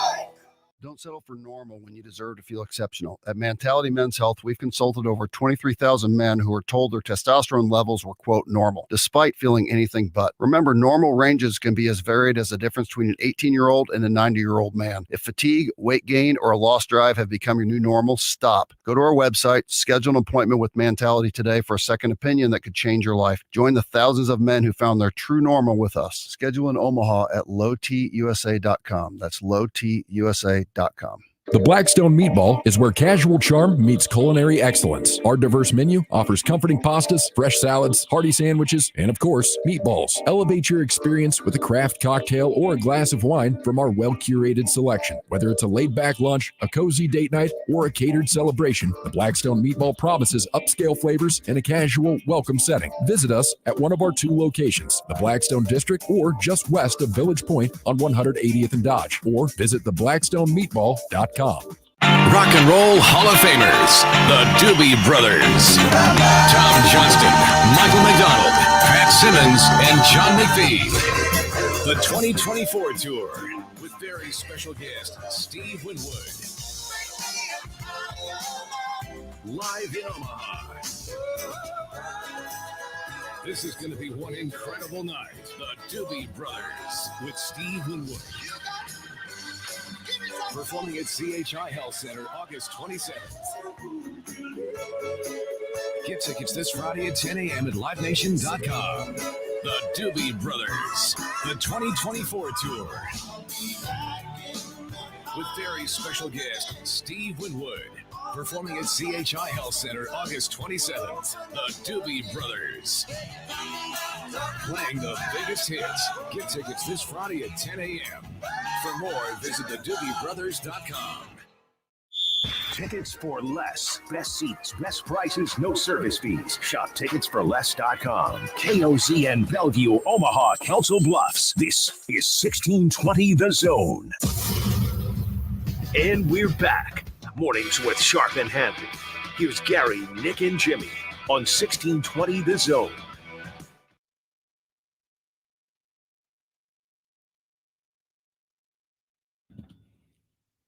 We are the day before college baseball gets practices underway tomorrow. Nebraska, Creighton, Omaha will all be getting ready for their season openers. And then just a few short weeks, at least teams here, although very odd, Creighton will be opening in Maryland. Yes.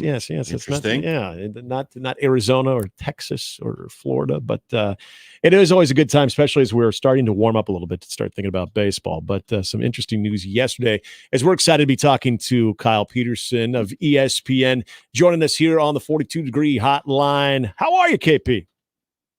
Hi, guys. Good morning. I'm well. Yeah, it sounds crazy to think when you look outside, but what is it? Opening day is like 3.5-4 weeks away, so it feels pretty good. Are they going to be playing catch tomorrow outside, or do we still got too much snow on the ground? That might be a little soggy. Give them a week. This is probably when everybody gets a shovel out for a few days. Yeah, that's true. All right, so yesterday this was kind of interesting as we were talking about it on the show that the College Baseball Hall of Fame, they made the announcement it will be in Overland Park, Kansas, and I know there was always a push to try to have Omaha make sense as the College World Series home for so long to also be the home of the College Baseball Hall of Fame. I'm very interested in your thoughts on associating Overland Park, Kansas to the College Baseball Hall of Fame. Well, we'll see. I mean, listen, I hope it's incredible. I went and looked at some of the stuff yesterday, and there was a little video that they put out. Alex Gordon narrated, and looks like they're putting it in an area that gets a fair amount of kind of youth baseball and youth athletic stuff. So, I mean, wherever it was going to go, I think the biggest goal was to make sure that, it's something that made sense and highlights the game and helps it grow. It was a process that we got involved in. I mean, I personally got involved in about 6 years ago. Worked towards it. COVID hit, continued to work towards it. And then about a year ago, we hosted their induction ceremony here in Omaha. And honestly, as we continue to talk, and there's a few other guys that I won't name, I don't know if they want to be public or not, but that have helped along the way. The more that we talk, we said, you know what? I think maybe it makes more sense if we do something that's focused on the College World Series, the history of it, and Omaha's history with the event, as opposed to all of college baseball. I think the people of this town, they know the series, and they know the people that have been through it, the guys that have performed on that stage. And so ultimately last May, we went back to the foundation and said, you know what, I think it's better for us and for you if we kind of focus on something else. So I wanted it to find a great home. It sounds like they have, and we're excited about what potentially can come to Omaha. Can you tell us exactly, or maybe not so exactly, what your involvement has been in the project of moving the College Baseball Hall of Fame? Yeah, I mean, I guess I was the one kind of leading it, and have had, I mean, originally brought somebody on to help raise money, and then when COVID hit, that kind of broke up. And then had two guys come to me about a year and a half ago and said, hey, we want to restart this conversation. And both of them have been extremely successful from a business standpoint, but also had a huge interest in Omaha and the series itself and baseball in general. And it was kind of during that process that we all decided, and I've talked to plenty of other people about it, that have focused more on the series and the history of it, the greatest players that have been through here, the best moments, in a site that is extremely close to the ballpark itself, would probably make more sense from Omaha than the larger Hall of Fame. And I mean, I think there's room for both. You know, whether or not that place is Overland Park, I guess will stand to be seen over time. But this just felt more us. And honestly, it felt like it would benefit the event itself a little bit more, because it just focuses on that, or will just focus on that. You know, and you talk to, you know, everybody from ESPN when the event's going on, your college baseball coverage, you know, throughout the season as well. I mean, you go to so many different venues. When you do talk to, you know, say when you're out in Mississippi, when you're out in Baton Rouge doing a series, when the conversation of college baseball is ever brought up and just destinations itself, how many people do, you know, bring up, especially a lot of those places that are hoping to be in Omaha. How much is like Omaha brought up in those conversations? Well, I mean, it's a daily topic of conversation in most college baseball clubhouses. We talk about it plenty. Like there's Oklahoma City and Omaha that really are the two that are static and stay there among the bigger championships. And so ultimately, there's a reason why they call it the Road to Omaha. It's thought of as a destination. It's thought of as almost a dream to a lot of kids. And it is cool to go to other places. Having grown up here, and I think maybe sometimes it becomes normalized to us when we're here and hear the way that they talk about this place. And that's kind of what I think that's kind of what I'm getting at too, is more of how we look at it and how, people, in the SEC, ACC countries kind of talk about Omaha. It's funny. You go to some of these places will tell me about restaurants that I've never been to. And it's places that they go to every year or spots that they go to. And it's always been this, to me, it's always been amazing that you'll see fans that come up here that they've got no affiliation to a team. I mean, I want to bring my son, I want to bring my daughter, I want to bring my dad, whatever it is. We meet them every year, and the stories are all very similar. Like, we watched it for years, and people talked about it. We had to come see it ourselves. So, yeah, it's definitely among the teams, but it's also just among the people that are fans of the game and have watched it, and ultimately when they get here and see it. And the other thing is, man, those youth events that come in expose so many of those kids to the series otherwise wouldn't see it. Yeah. And that's a giant driver every year, because then it's just one more hook on them to hopefully keep playing the game. Yeah, Kyle, I've often said about the College World Series, everyone says it's such a special event, and I try to think about why. And I think it's because it differs from the College Football National Championship game and the Super Bowl and the Final Four, in that just a regular person can afford to go to the game, right? You can walk up and buy a ticket, and it's not going to break the bank, and you don't have to save for 5 years to go and watch a team play for a championship. And I think that's what really sets it apart, and that's been really preserved even with the move to the new ballpark. But I'm just wondering if there's anything you'd like to see added to the College World Series to enhance it at all. I think they continue to talk about potential things inside the ballpark. Ballpark's over 10 years old now, which, it's not that old, but there's things that change over the course of 10 years. I think that'll continue to go. They could, we'll see if it comes together, but could have somebody that comes in town for a concert this year that's really cool within the baseball world, and also within the music world. But I think it'd be somebody that would draw, fan interest for sure, but I think it would be a really cool draw for the kids, just to be around that. The more you can, here's the hard thing, right? Is you're here to compete to start. And yes, you want to take in the whole experience, but you're here to compete. And so I think you also have to balance not trying to do too much from a team standpoint, and still allowing them to make sure that they get enough time to have a schedule and a routine that gets them ready to go when it's time to play. But I think you'll see some things inside the ballpark here in the next few years that will just continue to grow the experience, probably more fan-based than player-based. But I will tell you this, you hear a lot of complaints from the players. And they walk on that field. I've said this at times, but one of my favorite days of the year every year is the day that everybody practices.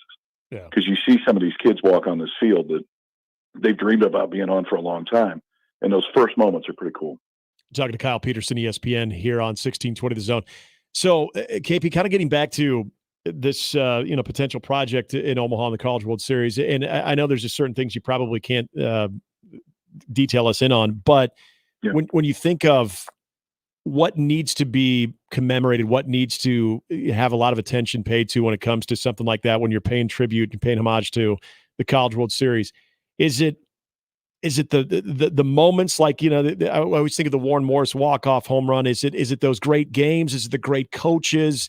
Is it the fans? Like, what in your opinion, especially being an Omaha native and being able to cover it year in and year out, what would be the highest priority to you as far as what needs to be there front and center for something like this?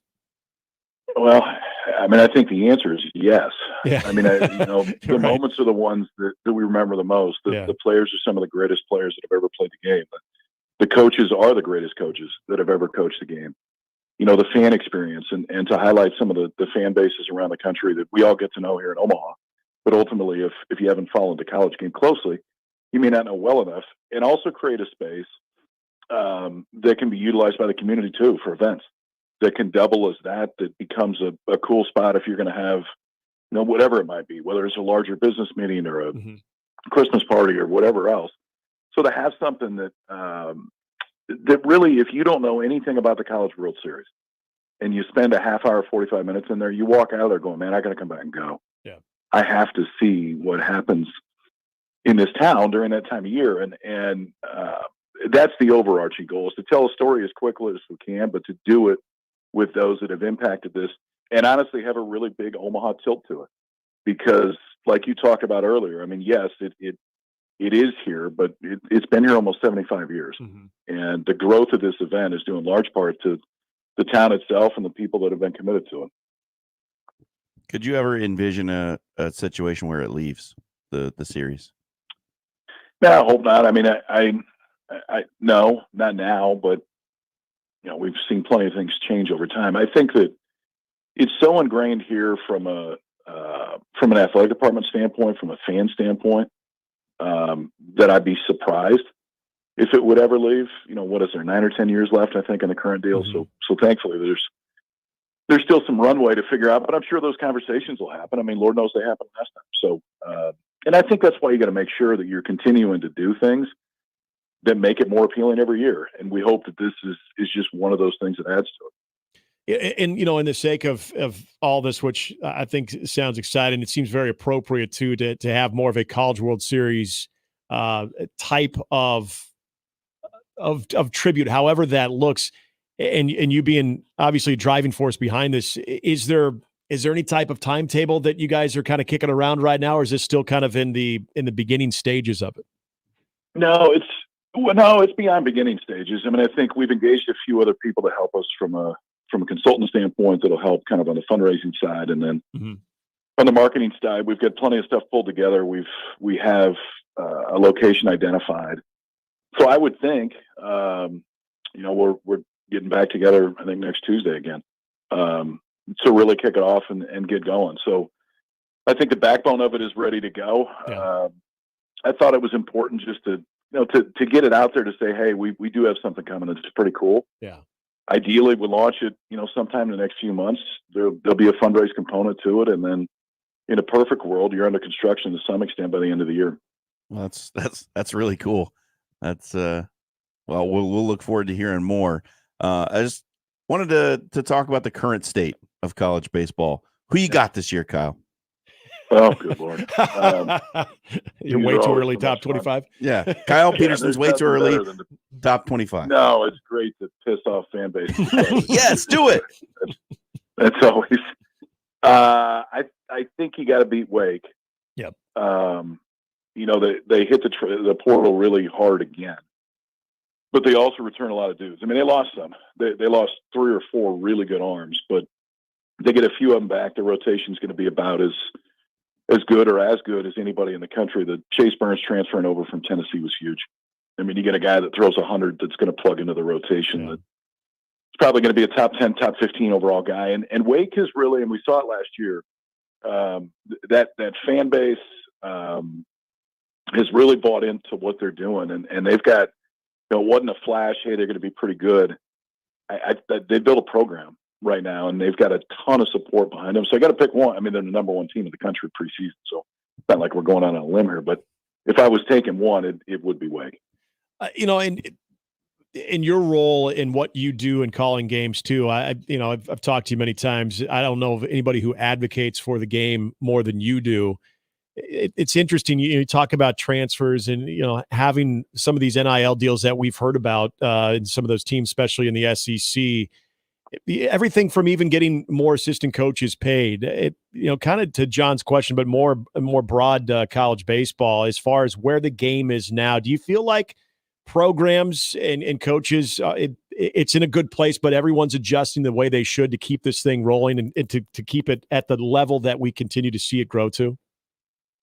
I think the best thing is more really good players are getting to college than used to. So there's not as many guys signing out of high school. And this is not a knock on pro baseball. But I do think from a development standpoint, for the vast majority of kids that are playing, the better route is to go through college. And that's happened more. And so I think your talent base is better. Ultimately, the competition is better, and then what you see on the field is better. The NIL piece is real in baseball, and it gets significantly more real based on where you go. And I think it scares the daylights out of all the coaches out there, just like it does in basketball and football and anybody else that is wildly affected by it, which those two are more than baseball. But baseball is still, I mean, there's plenty of programs out there that's NIL budget on baseball alone is into the seven figures.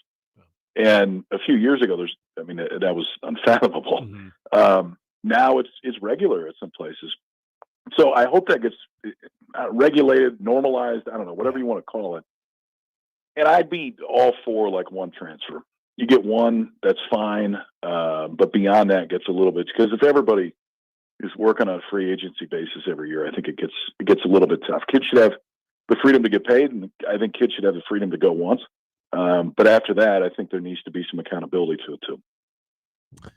We've heard in college football the rumors about, that they might discuss during this offseason the expansion of coaching staffs to add another on-field coach position. Where do you think that fits in baseball? I know there's been a lot of conversations about adding paid positions to coaching staffs in college baseball. Do you think it's good now, or do we need to keep that conversation going? I think we're okay now. I mean, adding that third paid assistant was a big deal, mm-hmm. and it was a fight for a long time. And listen, I think the key to that, it doesn't require, you don't have to have three paid assistants. If, right. If your budget doesn't allow it or anything else, but it gives you the ability to do it. And ultimately, I think all it does is, it helps the kids in the field. And it also, doesn't normalize recruiting, but it makes recruiting a little bit more palatable for the other coaches. Because even if you had the volunteer assistant or some others that were on staff, they couldn't go actively recruit. And, these guys' schedules, when you talk to them about it from a recruiting calendar standpoint, are obscene. So just from a life balance standpoint, it benefits some of them to add a third assistant. So to me, I think from a coaching standpoint, it's good. And NIL, at least now, has taken some of that scholarship inequity out of the discussion. Not out of it, but it hasn't pushed it to the forefront the way that it used to. The 11-7 doesn't get the attention that it did a few years ago because, from an NIL standpoint, at a lot of these places, a lot of the kids are getting made whole anyway. KP, can we put this on record now when we get an announcement about this new project that we'll have you back on? We'll be able to get the full details and we'll be able to really get this thing promoted. Yeah, I would love to do that. And nothing says pressure like coming on the radio and saying, hey, this is what we're doing. So it's out there, man. We better get moving, and we will. Sounds good. We'll have you in studio. We'll have to talk about this. Really excited about this and appreciate you coming on and talking about it. Well, I appreciate you having me on, guys. Thanks. It's Kyle Peterson, ESPN, college baseball great. And this is exciting, guys, because did we break a little news? Well, and it was kind of hinted yesterday when we were talking about Overland Park being the home of the College Baseball Hall of Fame. And previously it was Lubbock, Texas. Go ahead, Jimmy. I wanted to. I'm glad you caught that yesterday. Lubbock, Texas. It went right over Gary's head, and you caught it. Man, we've been on the La Bamba kick lately. I don't know. But 50 takes. I didn't hear a difference in one of them. Bob. But we were kind of scratching our head about it. And I think people do when they associate college baseball. They associate Omaha for the reason of the College World Series. But kind of like what Kyle said, is it more about just the event and how amazing it's been and the memories and the moments and the people involved? Is that more of an appropriate venue for Omaha? Is that a more of an appropriate, recognizable aspect? Yeah, a College World Series museum. Than the actual game of college baseball. And it makes a lot of sense. And I know, Kyle was quick to kind of point out to us yesterday that, just because Omaha's not the College Baseball Hall of Fame, that there's something that they're going to be very, very happy with that is coming soon. Now, I didn't realize it was coming this soon, which is awesome, which is fantastic. But knowing that, that Kyle is working with this, there's probably not a more influential voice in college baseball than Kyle Peterson, and he's one of our own. Yeah, he's the biggest advocate there is. He is. And so when he's involved with something involving college baseball, there's going to be movement on that. And it's going to be done right. Yep. Yeah, 100%. I have all confidence that it's going to be a first-class operation. It's not going to be some hokey thing. Well, it's a legacy for a lot of these people doing it. Well, Like, and it'll be there forever. And did Kyle just, you see him every year covering this, but he played at Rosenblatt. He played at Stanford. He was an All-American at Stanford. So he's lived it as a player and has now covered it in the ever-changing game of baseball, going from the pre-BB Core days, to from Gorilla Ball to now when you see defense power arms, and then you see Paul Skeens, who's pumping 101 miles an hour at 6'7". He's had a chance to have a front row seat to so many aspects of it. And there are so many passionate College World Series baseball people that either play the game or are so tightly knit with the game itself that it's going to be a good team that is going to put this thing together. So that was probably the best news I heard yesterday. Yeah, very cool. I don't want to say like it just ruined my day that the College Baseball Hall of Fame was going to be in Overland Park and not Omaha. It was just puzzling. But it was, yeah. It was kind of like, well, okay, I'm looking for the association. And then hearing like, well, one of the big reasons is because Patrick Mahomes put a large investment into that project there in Overland Park because he did, Patrick Mahomes again, because he played played college baseball as well as football. Come on, Lamar. But now, you understand that it's probably, in having those conversations, it probably had it did have a major financial component, a major investment component of, all right, who wants to essentially be the highest bidder and bring this to it, regardless of if it makes sense of like, was this the home of the first college baseball game ever played or anything like that? Obviously, that's secondary. The birthplace of college baseball, right? Overland Park, Kansas, right. Next to a Dean and DeLuca and across from a Bed Bath & Beyond. And the Sprint campus. Yeah. Well, if I know one thing, though, it'll be cool that when this thing gets rolled out. Scratch the Jaguar in the parking lot. Yeah. It is. I think the one thing that kind of got to people yesterday, too, is knowing that Alex Gordon is part of this induction class. And so, there's his connection to the Kansas City area, obviously. But, we still like, hey, even though he wasn't from Omaha, he's from Lincoln. Come on. Yeah. But that made that news a lot more acceptable. Hearing that there is a great project that will have plans revealed here shortly, and we'll be able to tell you all about that when they start finalizing some details with KP and his crew. And I can't wait. I can't wait to find out more about this. It'll just be another reason for people to come to Omaha. In the summer. Yep. It continues to be the where there's no snow. Let's see. Jimmy, you have been overly positive this week. I love it. I don't like it. I don't know what's going on. But did you take the wrong pills this week, Jimmy? What happened? Mixed up your dosage. This got to stop. That's okay every now and then.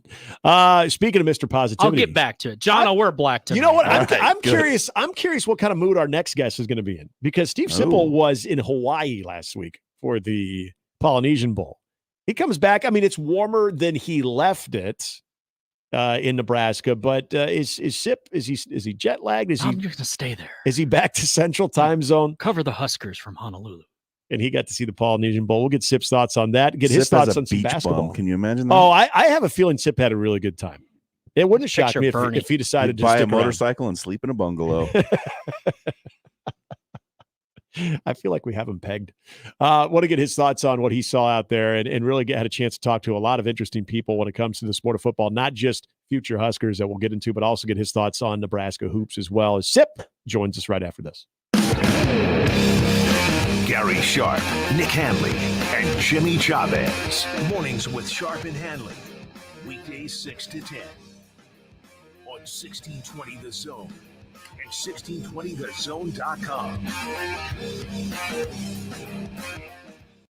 Previously on Unsportsmanlike Conduct. Will this be a tainted championship? In my opinion, it will be, yes. The fact that you had a coach literally sit out 6 games this year, this type of a scandal actually affected the play on the field to some degree. To what degree, we don't know. This scandal has to do with affecting the outcome on the field. Unsportsmanlike Conduct with John Bishop and Josh Peterson. Weekdays 2 to 6 on 1620 The Zone. Your Omaha area forecast from a Godfather's Pizza Weather Center and KETV Newswatch 7 on 1620 The Zone. Another damp and foggy morning Thursday with a dense fog advisory remaining in effect till noon. Still got to watch out for isolated slick spots during the morning drive. Better visibility in the afternoon with any spotty showers mainly east of the metro. Cloudy and cool with highs in the mid-30s. I'm meteorologist Sean Everson from KETV News Watch 7. 1620, The Zone. Traffic. From the Zoom Drain Time-Saving Traffic Center, we have an accident reported South 48th Street at Giles. Expect delays in that area for the time being. Moving a little slow JFK northbound between Gilmore and I-80, as well as Dodge eastbound between 180th and 144th. And if you're traveling I-80 westbound, it's a little slow from 42nd to 72nd. And if you're going the opposite direction eastbound, it's a little slow 84th to 72nd. Stay safe and wear those seatbelts. I'm Peter Krenzer. It's history in the making as the Omaha Supernovas, your Major League Volleyball team, continue their inaugural season as they host the San Diego Mojo on Saturday, February 3rd at 6 p.m. World-class professional volleyball right here in Nebraska at the CHI Health Center. Secure your tickets and get to know your Supernovas by visiting supernovas.com.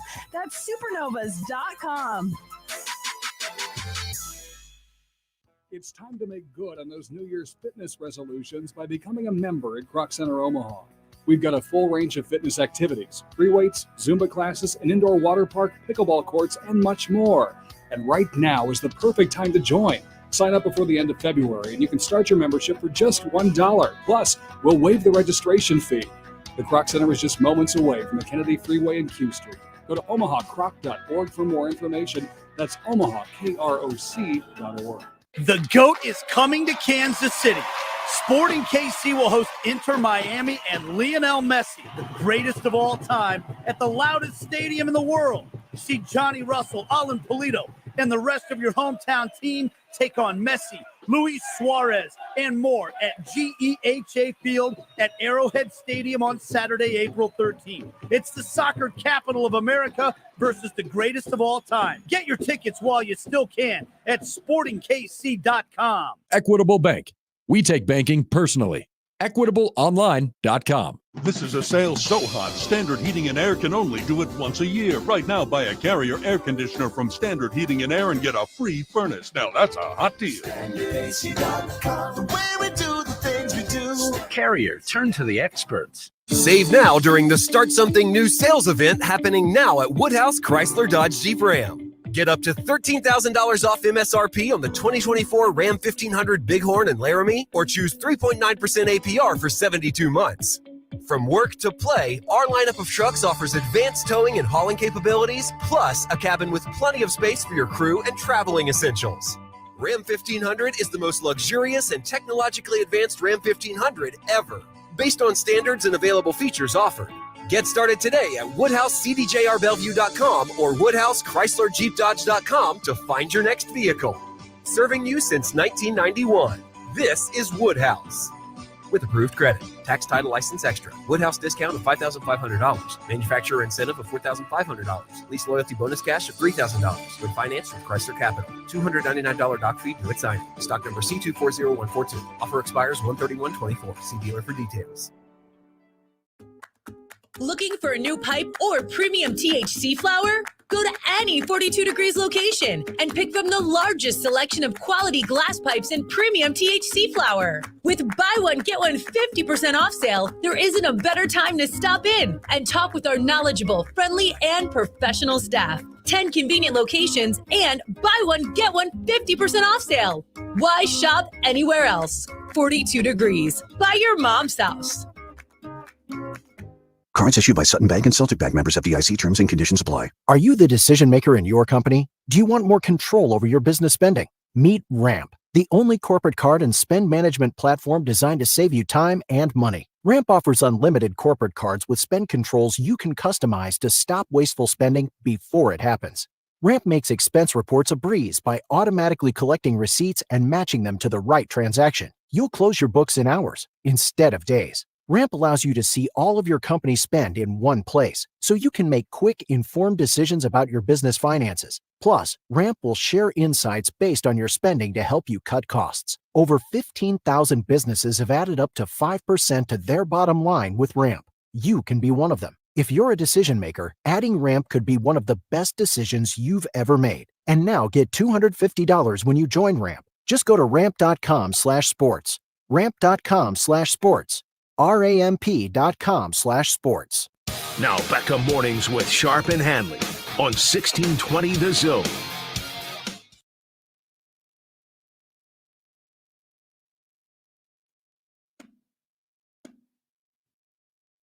It's going to be a long drive. You can't go wrong when you're coming back with Muse. All right, so we gave our next guest a break last week because if we would have had him on his regular time slot, it would have been like 3 in the morning, I think. I don't know. We didn't want to bug him that early or late in the evening, depending on how Steve Sipple was enjoying his Hawaii experience. But back from the island and here in the mainland, Steve Sipple of On 3 and 93.7 The Ticket joins us. Happy Thursday, Sip. How are you? I'm doing good. Yeah, it was a 4-hour time difference. Yeah, we didn't want to bring you on at 4. We figured you'd probably be sleeping. I don't know if it was your body. How long did it take your body to sort of adjust the old time clock there? It was easy. It wasn't hard, actually. Okay. It was, I didn't really recover fully till probably yesterday from the trip, but I didn't have any problem with the time change. I like the time change. Yeah. Because you get up, what you notice in Honolulu, and I don't know if it's maybe in Hawaii, period, but everybody gets up early. I mean, everybody, you go down in the lobby of the hotel at 4:30, 5 o'clock, and it's full go, Mm-hmm. So that, I don't know. I haven't really thought it out, but it was interesting that way. Were you tempted at all to just stay, to just get a bungalow on the beach and make it Steve Sipple's Hawaii?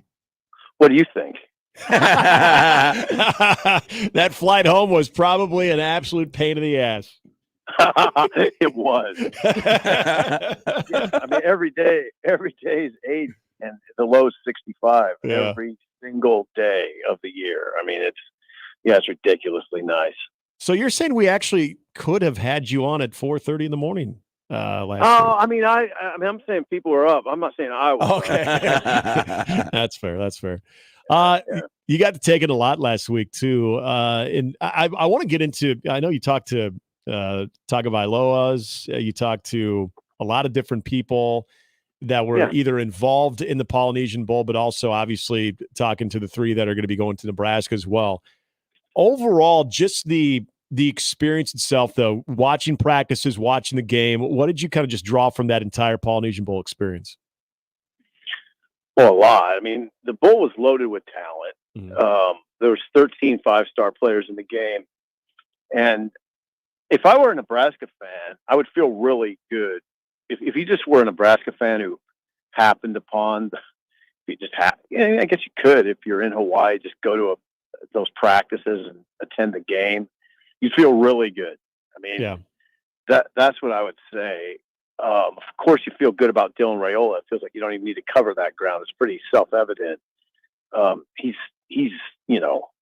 He's always cracked up to be at this point in his life. He's got to develop. But as a incoming freshman, he's about as good as you'll find. Okay, so but I think people are well aware of that. What I didn't know and what I was surprised about was Carter Nelson. Well, I didn't know what I'd see. I didn't know what to expect. Yeah.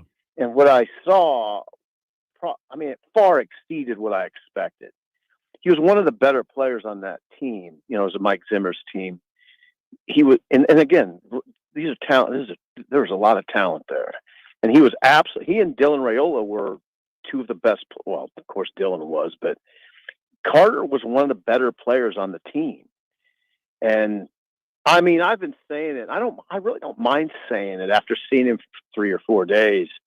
He'll be Nebraska's best tight end. I don't know exactly how they plan to use him. I don't know if it's a conventional tight end, but whatever. And that grouping, if he's in the tight end room, he'll be the best one. He's that good. I don't mind saying it either. I've watched him a lot, and then in the game he was excellent. And he has no back down in him. So people wondered, okay, he's going from 8-man to 11, and now he's playing in these bowl games with all this talent, and it was physical. These were physical teams. And he has no back down at all. That's all. That was the one thing. That was one thing I was wondering. I didn't really wonder about his athleticism, but I mean, it was better than I thought. I mean, 6'5". They're listing him on the Nebraska website, 6'5", 225, and when he looks all 6'5", 225 to me. Yeah. And when he catches a ball short and turns up field, it's really impressive. The thing he's got to learn, and this is what he said, is he played 8-man, so the third level is kind of the thing he's got to learn. Mm-hmm. But he caught the ball up the seam in the game, looked good. I just don't think he's going to have much trouble with that. Nebraska's gotten a lot of pub out of Dylan Raiola and this game. How do you think they best capitalize on this momentum in recruiting? I don't know how much momentum you get. I'm glad I caught myself. Of course, you get some momentum from Dylan Raiola. They already have. I mean, I don't think they're getting both Isaiah Nayor and Jamal Banks out of the portal without Dylan Raiola. I don't think they would. I think NIL and Raiola is a pretty wicked combination when you're trying to recruit skill position guys. And I think as long as Raiola's around, it'll be easier to recruit skill position players and maybe players in general, maybe even offensive linemen. I mean, I know that he went to work on that kid from the Alabama transfer, that Proctor, that ended up at Iowa. But he had a relationship with him and he worked it a little bit. So Dylan's willing to do that, and I think he's probably pretty good at it. Is having a rapport with different players. Yeah, so I think mainly the conversation's about Dylan. But on the other hand, I kind of see where you're going. That just Nebraska had 3 very good players in that setting. I think there's maybe that helps your profile a little bit. What you had a chance to kind of learn from Dylan, but also not just Dylan directly and having a chance to see him and talk with him, but also watch him play, but also hearing from a guy like Galu Tagovailoa, who obviously has watched his sons play at a very high level at the quarterback position with Talia and obviously Tua. What did he have to say? What was some of the things that he kind of saw from Dylan Raiola and some of the things that he maybe is sort of taken back from what makes Dylan a little bit different? Well, here's what he said. It boils down to it, Dylan. He's got all the, he's got the arm talent. He's got all the. He says he's special. He's just so far advanced for his age. Mm-hmm. The 2 things he said that made an impression on me is he can make throws off balance, where a lot of kids that age need to kind of have their feet set perfectly. They need perfect mechanics. Mm-hmm. He doesn't need that. His arm strength is such that he can throw off balance. The different arm angles conversation, all that. I think the key thing that it's Galu Tagovailoa said is that what it'll come down to, whether he's really successful or not, was how he reads defenses, decision making with the ball, and how he reads. Yeah. I mean, I don't know if he's right. This is just what he said. I don't watch enough NFL to know if he's right or not. But he said that defenses, I know defenses in this day and age are terrible tacklers. There's a lot of terrible tackling, even at the highest levels. But they read really well. Their defenses are smarter than ever. They almost approach it like an offense. They call plays. They're very ball-oriented. They know where the ball's going. They're going after deflections and picks. So what's that mean? Quarterback's got to be smarter than they've ever been. They're not. It's not just head hunting anymore on the defensive side of the ball. They're smart, sophisticated. So quarterbacks have to be smart and sophisticated, and I think Dylan is. Only time will tell on that. But he obviously benefits from having a dad who played 14 years as a center in the NFL and an uncle who's in the, his offensive line coach. And he leans on Donovan quite a bit. Dylan says, I know how our offensive line is scanning the line of scrimmage. I know that, so that helps me. I know how each of those guys is what they're looking at. And he kind of starts that way. He calls it kind of going backward. He can start kind of up front and read and progress from there. I don't know. The bottom line is comes from a background that will really help him. But it will come down to that, I think, because he's got all the arm talent, he's got the size, 6'3", 220. But not every quarterback reads well, and that can be a deal breaker. I've seen it at Nebraska. Johnny Stanton was a talented quarterback, but he just couldn't. He didn't grasp the playbook. He didn't read well, and that was why it didn't work out for him. So it doesn't always work out that way. And a lot of guys, and Galoo said this too, that sometimes you either have that or you don't. It's sort of hard to learn. It's like a point guard in basketball. Either you kind of have that, you have that sort of vision and feel, or you don't. So that's what I'll be watching pretty close out of the game. Matt Rule made the trip out to Hawaii for the Polynesian Bowl. How did that land for you, Sip? Did you think it was important? Well, it was important for Preston Tamua because it meant a lot to Preston for Rule to be there because he's out there in Hawaii. He's from out there, and you don't come in to the mainland all that often. He hasn't, and coaches don't get out there that often. So it meant a lot to Preston, and I think it meant a lot to those other guys too. He just came in. He came in for about 24 hours. Just it was a quick in and out. Mm-hmm. But yeah, I think it meant a lot. He can't go to a head coach can't go to a practice like that. But he talked to all those guys, and I know it meant a lot to Tamua, and he's good, by the way. I didn't mention him, but he's interesting because he's sort of surly, mm-hmm. And yeah. I think you need some of that or a lot of that. And he's really makes an impression because of his size. He's 6'4" and 328.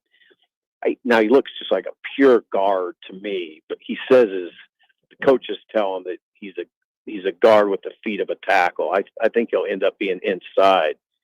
But I thought he played well. He faced off against a couple of really good defensive linemen. He didn't play on Dylan and he didn't play on Dylan and Carter Nelson's team. He played on the opposite team. Right. And he was faced off against a kid named Jaden Jackson who's going to Oklahoma, who's a bear. I mean, I'll remember the name Jaden Jackson. I'm going to watch him closely because he's only 6'1.5", he's 295. He runs like a linebacker, plays nose tackle. So he had to deal with him, and I'd say he did pretty well.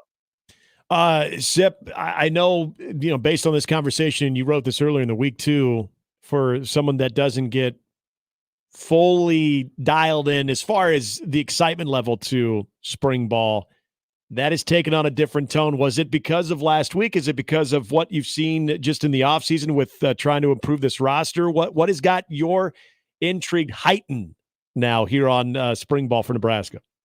23 new players on the roster is a huge number. Mm-hmm. I've never seen anything like it. I mean, that, and then those six transfers. Oh, I mean, I should say portal guys. The 6 portal guys. Yeah. That at least 5 of them are probably, I mean, they'll all have a chance to start, mm-hmm. So I think springs generally going forward in this transfer portal era will be more, I don't know, I say fun, more intriguing. Yeah. Because we'll wonder what Banks will look like, what Naor will look like, what Dante Dowdell will look like. I mean, imagine that Lyman Mazuka mm-hmm. coming in from Florida will be a starting guard. So what's that all look like? I don't know about Bly Hill. I don't know if he's ready to crack us. I don't even know if they brought him here to start immediately. But all those new guys that's not even to mention Dylan. Right. Dylan will be here. Carter Nelson won't be here. Neither will Tamua, but Dylan will be. I mean, Dylan's here. Yeah. I mean, he's rolling. That was the one thing about Dylan that was interesting. He was a little, I'd say, distracted last week. He wanted to be in Lincoln, with his guys, and his dad kind of had to tell him, "Look, this is a once in a lifetime opportunity. Just focus on this, and you'll get to Lincoln soon enough." But he was kind of, maybe annoyed a little bit. But he got through that and practiced well and played well. So Nebraska hired a quarterbacks coach. We knew that was probably going to happen. It's Glenn Thomas. He's familiar with Rule and the staff. The part that's interesting to me is that he's also the co-offensive coordinator. And I just wanted to get your thoughts on that. Do you think this was a title that was necessary just to get him on board, or is there an actual role here as the co-offensive coordinator? What do you think that means? Well, it means more money. And I don't know. I wish I had more information on it. It's kind of one of those things. I hate to say it, it doesn't help you guys, but I want to hear what Rule says. Rule is very transparent. Those questions he'll answer. Does it mean he's going to share play calling duties? Yeah, probably. I mean, usually that's the way it works. He'll have input on that. I don't know who will swing the final hammer on that. I imagine that's Satterfield. But those are the kind of questions I don't want to pretend like I know. And sometimes those you can't really answer that right now. Maybe Rule can't even answer that right now. I don't know if it's a good theory that maybe that's what it took to get him here as a co-offensive coordinator tag. How much involvement will he have in the offense? I guess that's the critical question. I just can't answer. Sipple, get you out of here on this. Husker basketball 15-5, Creighton basketball 15-5. Those are facts, by the way. So, if in your opinion, what you've seen with this team, is this going to be a attention convention, as Gary likes to say, in February? Or do you feel good about where this thing is going as far as Nebraska getting the NCAA tournament? Yeah, I do. I mean, it'd be hard not to. Their schedule really lightens up late. Yeah. These next 5 games are really hard. Before I go all in, I want to see what happens in these next 4 or 5 games. If they can, let's say 4, I wouldn't be surprised to see them get out of there. I would be totally surprised to see them get out of there 3-1. 2-2 is probably what will happen. Yeah, probably more realistic. But they have to start winning on the road to really kind of stamp themselves as a team that can maybe win a game in the tournament. So the Maryland game's big. You guys talked about probably.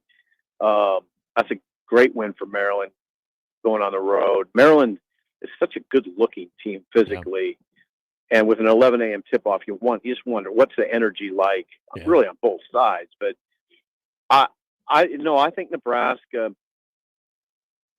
is built to win a minimum of 10 games in the Big Ten. That's what it looks like to me.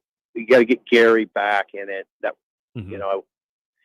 I don't know. Here's the thing: they're still pretty good without it. So I don't think that's a make or break. Obviously, the road would be a lot easier with Gary, but I don't see it as a make or break. Yeah, no, I think that's fair. Sip, as always, first of all, welcome back to the mainland. We're glad that we could have you back, and appreciate you coming on as always. Have a great rest of the week. All right, thank you guys. Steve Sipple with On 3, 93.7 The Ticket. Good coverage out there between he and Sean Callahan with the Polynesian Bowl. It was cool to. I think the build up to the actual game itself was probably more interesting. The game itself was kind of sloppy. There was a lot of turnovers and whatnot, but yeah, his take on Carter Nelson, I think, is spot on. Like, I think everybody was going to tune in to watch Dylan Raiola if they hadn't watched him play yet. But I think the big question was Carter Nelson, seeing him in 11-man as opposed to 8-man. I mean, the dude stood out. Like, you always knew where he was from a physical standpoint. He stood out too amongst that many, highly talented players as well. It was a great look for Carter Nelson. Sip saying that he's going to be Nebraska's best tight end on the roster is a very bold statement, and he did not seem to be wishy-washy on that at all. Yeah. And he knows who else is on the roster at tight end. Yeah, absolutely.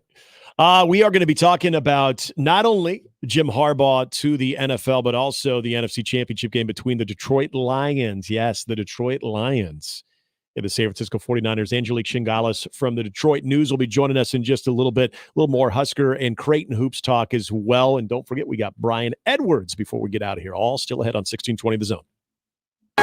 More with Gary and Nick after this on 1620 The Zone. For the Jays, the Huskers, and even you Jayskers, we are 1620 The Zone. Woodhouse Hyundai offers a streamlined car buying experience tailored to you. With the most versatile lineup of sedans and SUVs like the Hyundai Elantra or Santa Fe. Plus, your choice of standard engines, plug-in hybrid, or fully electric vehicles. Browse our current offers and save up to $12,000 off the 2024 Hyundai Ioniq 5 Limited. And when you shop Woodhouse Hyundai, you can rest easy with Hyundai Shopper Assurance. America's best 10-year, 100,000-mile powertrain limited warranty. Start your deal online at woodhousehyundai.com today. Browse our inventory, personalize your payments, apply for financing, and more. Convenience delivered every time. This is Woodhouse Hyundai. With approved credit, tax, title, license extra. Must finance with Hyundai Financial and own competitive model. $299 doc fee due at signing. Offer expires January 31st, 2024. See dealer for details. Creighton Blue Jay basketball season has returned, and you can get your single game tickets today. Come out and support your Blue Jays all season long as they battle in the Big East. To purchase your tickets, go to Ticketmaster.com, go Creighton.com/tickets, or just visit the on-campus ticket office located at Ryan Athletic Center. For the full schedule and to stay up to date with the Blue Jays, visit GoCreighton.com. Prescriptions require an online consultation with a healthcare provider who will determine if appropriate. Restrictions apply. See website for details and important safety information. Subscription required. Price varies based on product and subscription plan. Hey guys, did you know there's a generic form of Viagra that works just the same, but is 95% cheaper? And you can get it online? Go to hims.com/joy. Through Hims, you'll get a free medical consultation, discreet shipping if prescribed, and the process is 100% online. To start your free online visit, go to hims.com/joy. That's HIMS.com/JOY. The Blackstone Meatball is where casual charm meets culinary excellence. Our diverse menu offers comforting pastas, fresh salads, hearty sandwiches, and of course, meatballs. Elevate your experience with a craft cocktail or a glass of wine from our well-curated selection. Whether it's a laid-back lunch, a cozy date night, or a catered celebration, the Blackstone Meatball promises upscale flavors in a casual, welcome setting. Visit us at one of our 2 locations, the Blackstone District or just west of Village Point on 180th and Dodge, or visit theblackstonemeatball.com. Kevin Moret for Mentality Men's Health. Guys, over 23,000 clients have sought treatment and Mentality for low T. Most of our new clients have tried online treatment and mail order medications. Your hormones balance your physiology and influence all areas of your mental and physical performance. There are subtle but critical aspects of treatment that will be missed if you work with a provider that does not see you. It's just too risky to go it alone. Come partner with us today, and we can make this year the best you've ever looked, felt, and performed. Schedule in Omaha at lowtusa.com. That's lowtusa.com. I always wanted to learn Spanish, but I never thought I'd have the time. Then I discovered Babbel. Babbel's lessons are fun. They only take like 10 or 15 minutes, and in 3 weeks, presto, you're starting to speak another language. Like magic. I love that Babbel's lessons aren't just robots talking. They're voiced by native speakers, so you get the pronunciation just right. And they're designed by real language teachers, so you learn how to have real-world conversations, things you'll actually use. It's incredible. After using Babbel, I'm ready to start having real conversations in French. There's all kinds of ways to learn. Use Babbel's podcasts or games or videos. You can even join live classes with a language teacher. If you want to learn a language, there's no faster, easier, better way than Babbel. Babbel. Babbel. Babbel, évidemment. Babbel, language for life. Celebrating 10 million subscriptions sold. Go to Babbel.com and start learning a new language today. That's Babbel.com. Start learning a language today at Babbel.com. And we're back. Mornings with Sharp and Handley. Here's Gary, Nick, and Jimmy on 1620 The Zone. All right, in just about 5 minutes, we're going to talk to Angelique Shingalis of the Detroit News, get her take on Harbaugh leaving Michigan, but also big weekend for Detroit Lion fans. Yeah. My Super Bowl prediction is still alive. What is your prediction? Ravens, Lions. Oh, take it. That was my prediction. Boy, the NFL would love that. From the start of the playoffs. That's what I've been saying. I would actually like that too. Although in order to win my pool amongst my family, I need the Niners in the Super Bowl. They don't necessarily have to win it, but I need them in the Super Bowl. Who are they playing? Huh? Who are they going to play? I had them playing the Bengals. That's okay. The Bengals. Yeah. I went with Super Bowl 23 rematch. I went with the Bengals. A couple of Big Ten notes real quickly in hoops. Huge victory. By the way, so these are all related to Nebraska. Nebraska's win over Northwestern looks that much better because Northwestern took it to Illinois last night, a high-scoring affair in overtime, winning 96-91. But you also see what happened with those Iowa Hawkeyes last night, too. You've got Nebraska's next opponent, Maryland, going to Carver Hawkeye and winning 69-67. Nice. So there's Maryland all of a sudden sitting there on the road with the victory there too, but at 12-8, not in the tournament. If you go look ahead to Nebraska and Maryland right now, no line on it yet, although the Basketball Power Index has Maryland as a slight favorite. Well, Joe Lenardi's latest bracketology from 2 days ago has Nebraska as a 9 seed. 9 seed. Yeah, we were talking yesterday. Does the ceiling feel like an 8? Maybe as low as a 12, ceiling as high as an 8? I wouldn't put a ceiling on it just yet. I mean, there's still a lot of basketball to play. There is. Based on if what Nebraska you've seen gets in the a road schedule. win over Illinois, and they're still sort of a top 10 well, team. now we're talking crazy stuff. Well, we're talking it's crazy. They'd have to go on the road and win a game. I mean, it's the Big Ten. It's not the 85 Bears. That is true. I don't know. We're getting crazy talk though. I wouldn't say that an 8 is a ceiling. I don't know. I mean, because this is where their strength of schedule and some of those other things that work against them maybe keep them from getting into like a top 7 or 6 seed. I don't know. Maybe. I mean, yeah. And they should root for Creighton because that makes that look better. You do. You get if Nebraska went on some like just ungodly heater, then okay, yeah, I see what you mean there. But I'm just saying, I would say based on what I've seen and what their schedule lays out, like in the realm of all possibilities, like the wildest things happen. I like to live in that realm. Nebraska could maybe get to a 5. That would be like the wildest of all scenarios where they go on your insane heater and make it to the Big Ten title game. If they went on a run that got them near a 5 line, I don't even know if I could handle the euphoria around the basketball program. But yeah, because we'd be going to Minneapolis. A realistic 8 seed. Yeah, that's a real possibility. That sounds right. All right, well, we're going to get the reaction on the Michigan side of the Jim Harbaugh news with Angelique Shingalis. Also, how is Detroit gearing up for a big conference championship game against the Niners? That is all next here on Mornings with Sharp and Handley, 1620 The Zone. Mornings with Sharp and Handley on 1620 The Zone and 1620thezone.com with Gary Sharp and Nick Handley.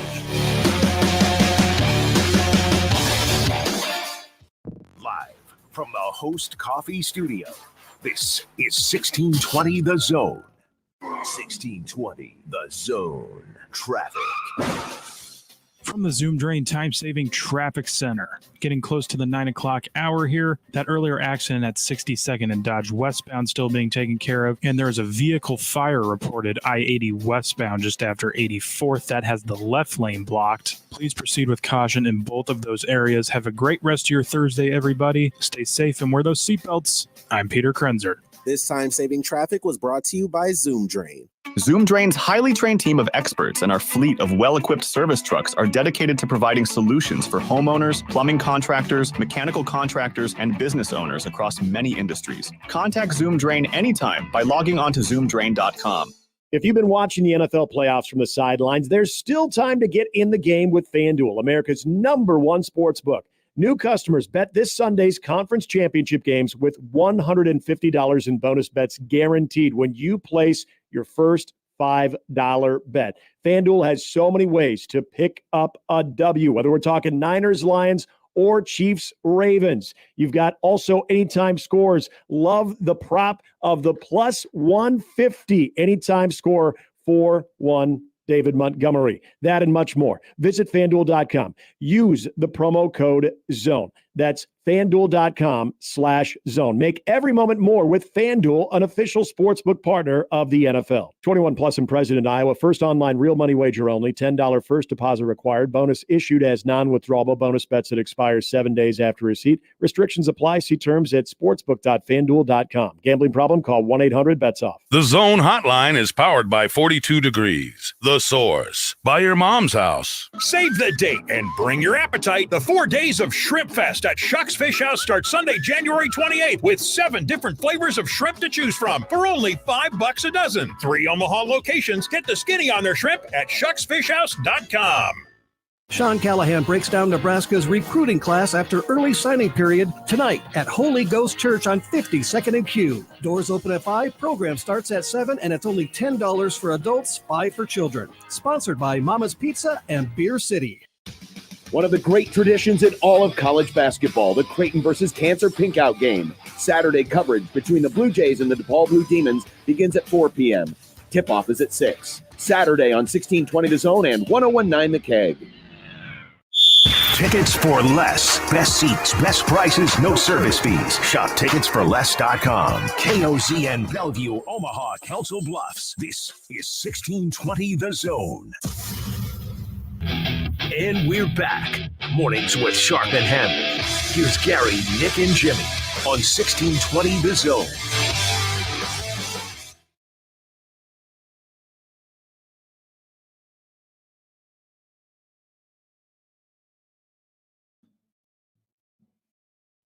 Man, huge weekend in the Detroit sports scene. Huge Sunday, huge, exciting. And then, of course, yesterday's news probably comes with a mixed reaction as Lions fans that are also Michigan fans are very, very excited about Sunday, but also probably knowing that it was trending that way, that they might lose their head coach coming off of a national championship. As we welcome in Angelique Shingalis of the Detroit News, joining us here on the 42 Degree Hotline. Good morning, Angelique. How are things right now in Detroit? How are people feeling between Sunday but also yesterday's news? Well, I like to monitor the message boards and listen to the radio shows to get kind of a finger on the pulse of how the fans feel. And I was reading a lot of I'm preparing myself for. So I think the Michigan fans had the feeling that, the things with the Chargers were progressing pretty quickly. The second interview, and then there was some confusion the other day whether did he return to Ann Arbor. Some people were reporting that he was back. So Michigan fans were very, they thought, oh, this is a good sign. He's coming back. But the reality was he was still in Los Angeles, still talking to the Chargers. And at that point, I realized that he's not coming back. Yeah. And, I think that leaving on a high like this with a national championship certainly kind of smooths the transition a little bit. And I think 9 years, Michigan fans have been grateful for what happened, especially the last 3 years, and now understand it's time for him to go try to win a Super Bowl. So just wondering, is there any significant portion of the fan base you think that's a little bitter about this and how they feel about it? I do. I mean, and I think a lot of the wrath now is really toward the athletic director and the regents and not doing enough to keep Jim Harbaugh in Ann Arbor. And, talking to one of the lawyers on his team, that was the sense that they delivered too late yesterday, really acquiescing to contract demands that Harbaugh had, the immunity clauses. Certainly we knew that he would be the highest paid coach in college football, but it was all these other clauses that relate to the unresolved NCAA investigations and where those were headed. And, I think that there was a sense of, well, why couldn't you do this sooner? And he wanted to be here, all those kinds of things from their side of things. And talking to a regent last night, he said that they felt like in a more recent conversations with Jim that it was pretty clear to them where his heart was. And always will be in Ann Arbor, but at the moment it's back in the NFL. It seems like all signs are pointing to Sherrone Moore. This makes sense on many different levels. First, I think even if there was a national search that he would be one of the main candidates, but also given trying to retain as much as you can from a good roster and a good coaching staff? Is it just a matter of hours that this becomes official? I believe so. Yeah. I mean, I think that it was predetermined it would be Sharon Moore. And look, I mean, I think if this was earlier in the process and Kalen DeBoer was still out there, I said it multiple times, he would be my first call. I mean, proven head coach. And, Sharon has had 16 hours as acting head coach and 4-0 in those games, and winning at Penn State and winning against Ohio State in the, to clinch the Big Ten East Division. So, he's got a track record of sorts. He's young, he's 37, but you're right. I think it's a lot about that Jim Harbaugh really kind of appointed Sharon as his heir apparent. Yeah. So, you have his stamp of approval, although I don't think that matters right now, but he's identified very good talent. He has a track record of that. And I think the players really love Sharon, and I agree. It's about maintaining this culture that's been developed. He's been a big part of it. Sharon has, and you can potentially keep most of the team together and a lot of the staff. I mean, I'm going to be interested to see. I think the assumption is Minter will go with Harbaugh, obviously Jay Harbaugh, and potentially Ben Herbert, which would be a big loss for Michigan. But generally speaking, I think with Sharon, you keep most of the staff. Nick and I were talking about this earlier this morning. Is there any concern that keeping the staff draws the ire of the NCAA maybe in a further way based on what we saw with the advanced scouting scandal earlier in the season? Well, that's a really good question. And if you could tell me what the NCAA thinks on a daily basis, I'd love to know. Yeah, I can't do that. No one ever really knows. And Sharon did serve a one-game suspension at the start of the 2023 season. He had a negotiated resolution for the first investigation, the impermissible recruiting visits. So he did have that one-game suspension. I think in the end, it's going to be really interesting to see where this goes with the sign stealing, the illegal scouting, the Connor Stallions investigation. The NCAA president came out. What was it shortly after the NCAA, the national championship, and said Michigan won fair and square. I don't think that's tipping his hand to where the investigation's going, but I do think when you look at this, it was probably at least talking to people that sign stealing, at least in this situation, was probably more utilized by the defensive side. Not saying Sharon Moore didn't have anything to do with it. I don't know, but it does seem like it was more focused on the defensive side, and Stallions was in the linebackers room. So, and there has been one casualty in that sense, that Chris Partridge was fired. So. I don't know. I don't think that there's going to be any lingering effect on Sharon and the rest of the staff because of this. We're talking with Angelique Shingalis of the Detroit News here on 1620 The Zone. So I said this, and you're right when it comes to the NCAA. You never know.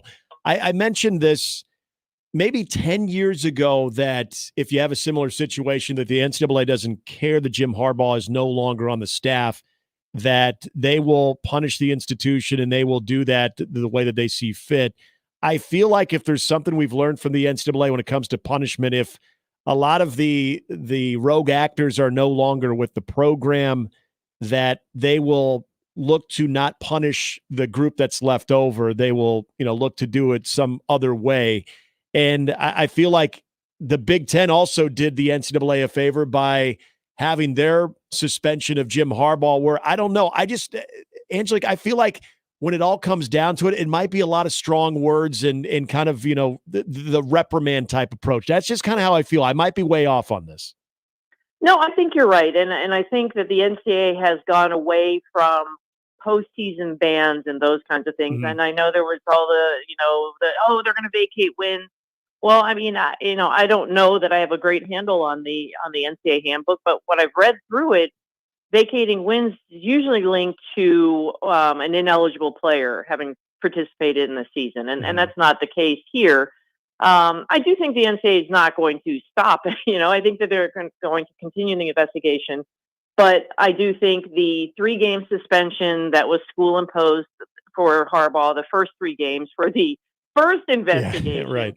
I think that was sort of an act of goodwill, the Michigan saying we're cooperating and please lessen the punishment going forward. I still think that they would come down with a level 1 and he would have been suspended probably 3-4 more games this season. I suspect that there will be some kind of recruiting limitations, maybe something like that. But yeah, you're right. I mean, the people that they've probably identified are gone now, and the NCAA has gone away from trying to punish the returning players, and good on them. I think that's always been unfair, but they have to have some kind of punishment. All right, Angelique, let's flip over to the team from Michigan that still has a game to play, the Detroit Lions. They've obviously drawn the number 1 seed, San Francisco, the team that everyone has been pumped about for the entire season. How do you see Detroit handling all those offensive weapons for San Francisco? Well, that is tough. I mean, defense has been up and down for, I was going to say Michigan, for the Lions. And, Aiden Hutchinson's had quite a last few games, and I think he's going to be absolutely key. And I think that they like playing on the road. I think that they also, based on the interaction between Jared Goff and our columnist Bob Winowski the other day, when he was saying, basically you don't have the stars, they have all the stars, and how do you approach that?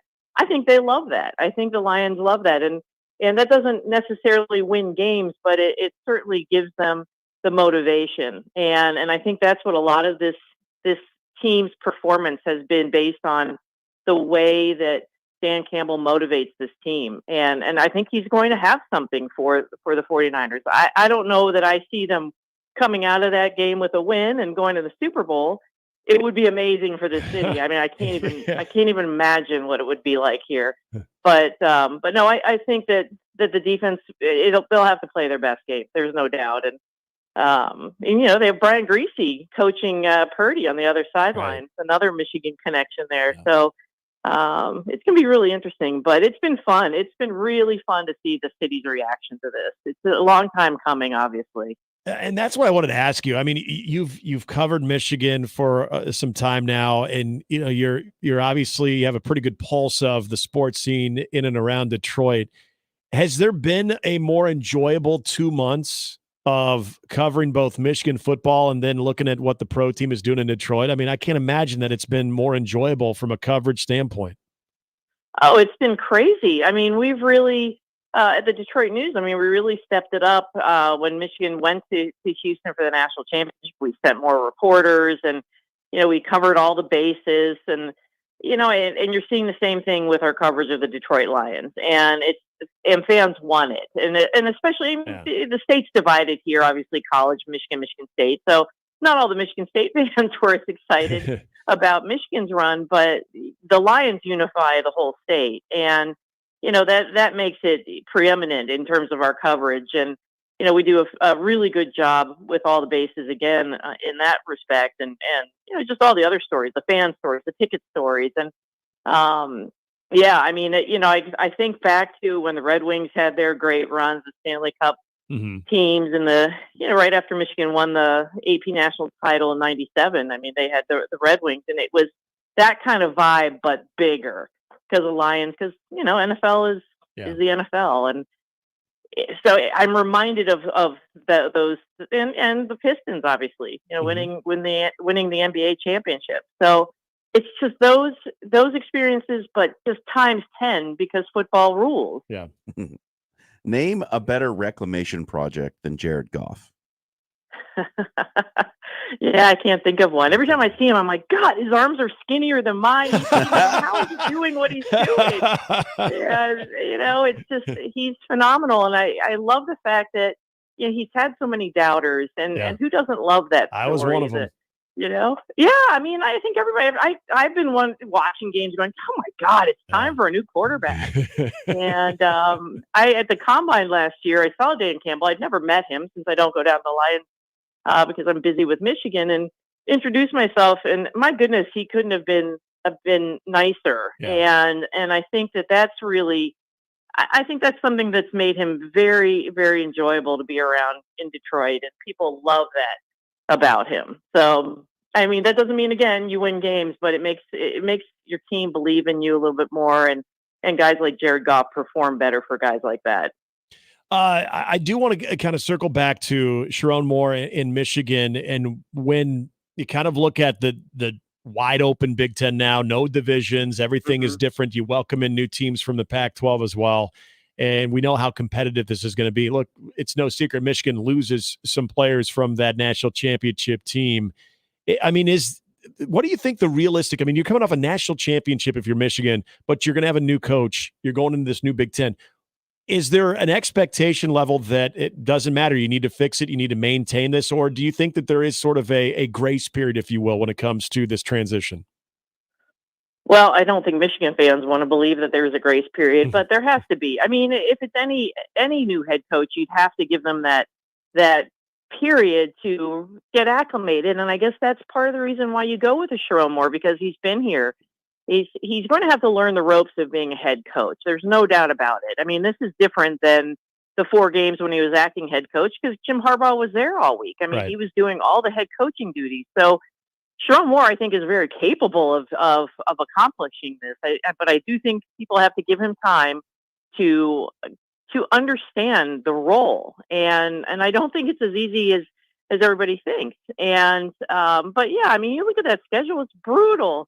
And they do lose a lot on offense. I mean, JJ McCarthy, Blake Corum, Roman Wilson, and they do have some holes at receiver like they did last season. They were able to compensate for that. I mean, they had Cornelius Johnson and Roman Wilson, but they also have, good tight end and Colston Loveland. So they're going to have to find ways to get that offense going. The defense will be very good. And I think defense will keep them in games. But, I think you're looking probably at a 3-loss season. I mean, I haven't really gone over the schedule carefully, but looking at some of those games, I mean, it's going to be really tough. And I don't think, going 9-3 would be any fault of Sharon Moore's. I just think it's the cupboard's going to be a little bit bare on offense. You lose your offensive line too, and he coaches the offensive line. So that's going to be vital to get that in place and figure out who your quarterback's going to be. Do you go to the portal in the spring? I think that's something they have to explore because they've lost a lot on offense. But I do think defense will be good. I'm assuming Jesse Minter is going to be going with Harbaugh, so it'll be also interesting to see do they try to keep that Ravens DNA going at defensive coordinator. Does John Harbaugh have any tips? I don't know, but they've got to maintain on defense to stay in games, I think, this season. Last one here for you, Angelique. We and sort of everyone around the country's sort of talking about Sharon Moore like it's basically a foregone conclusion at this point, and maybe there's not. Do you think there's a name out there that could make Ward Manuel change his mind?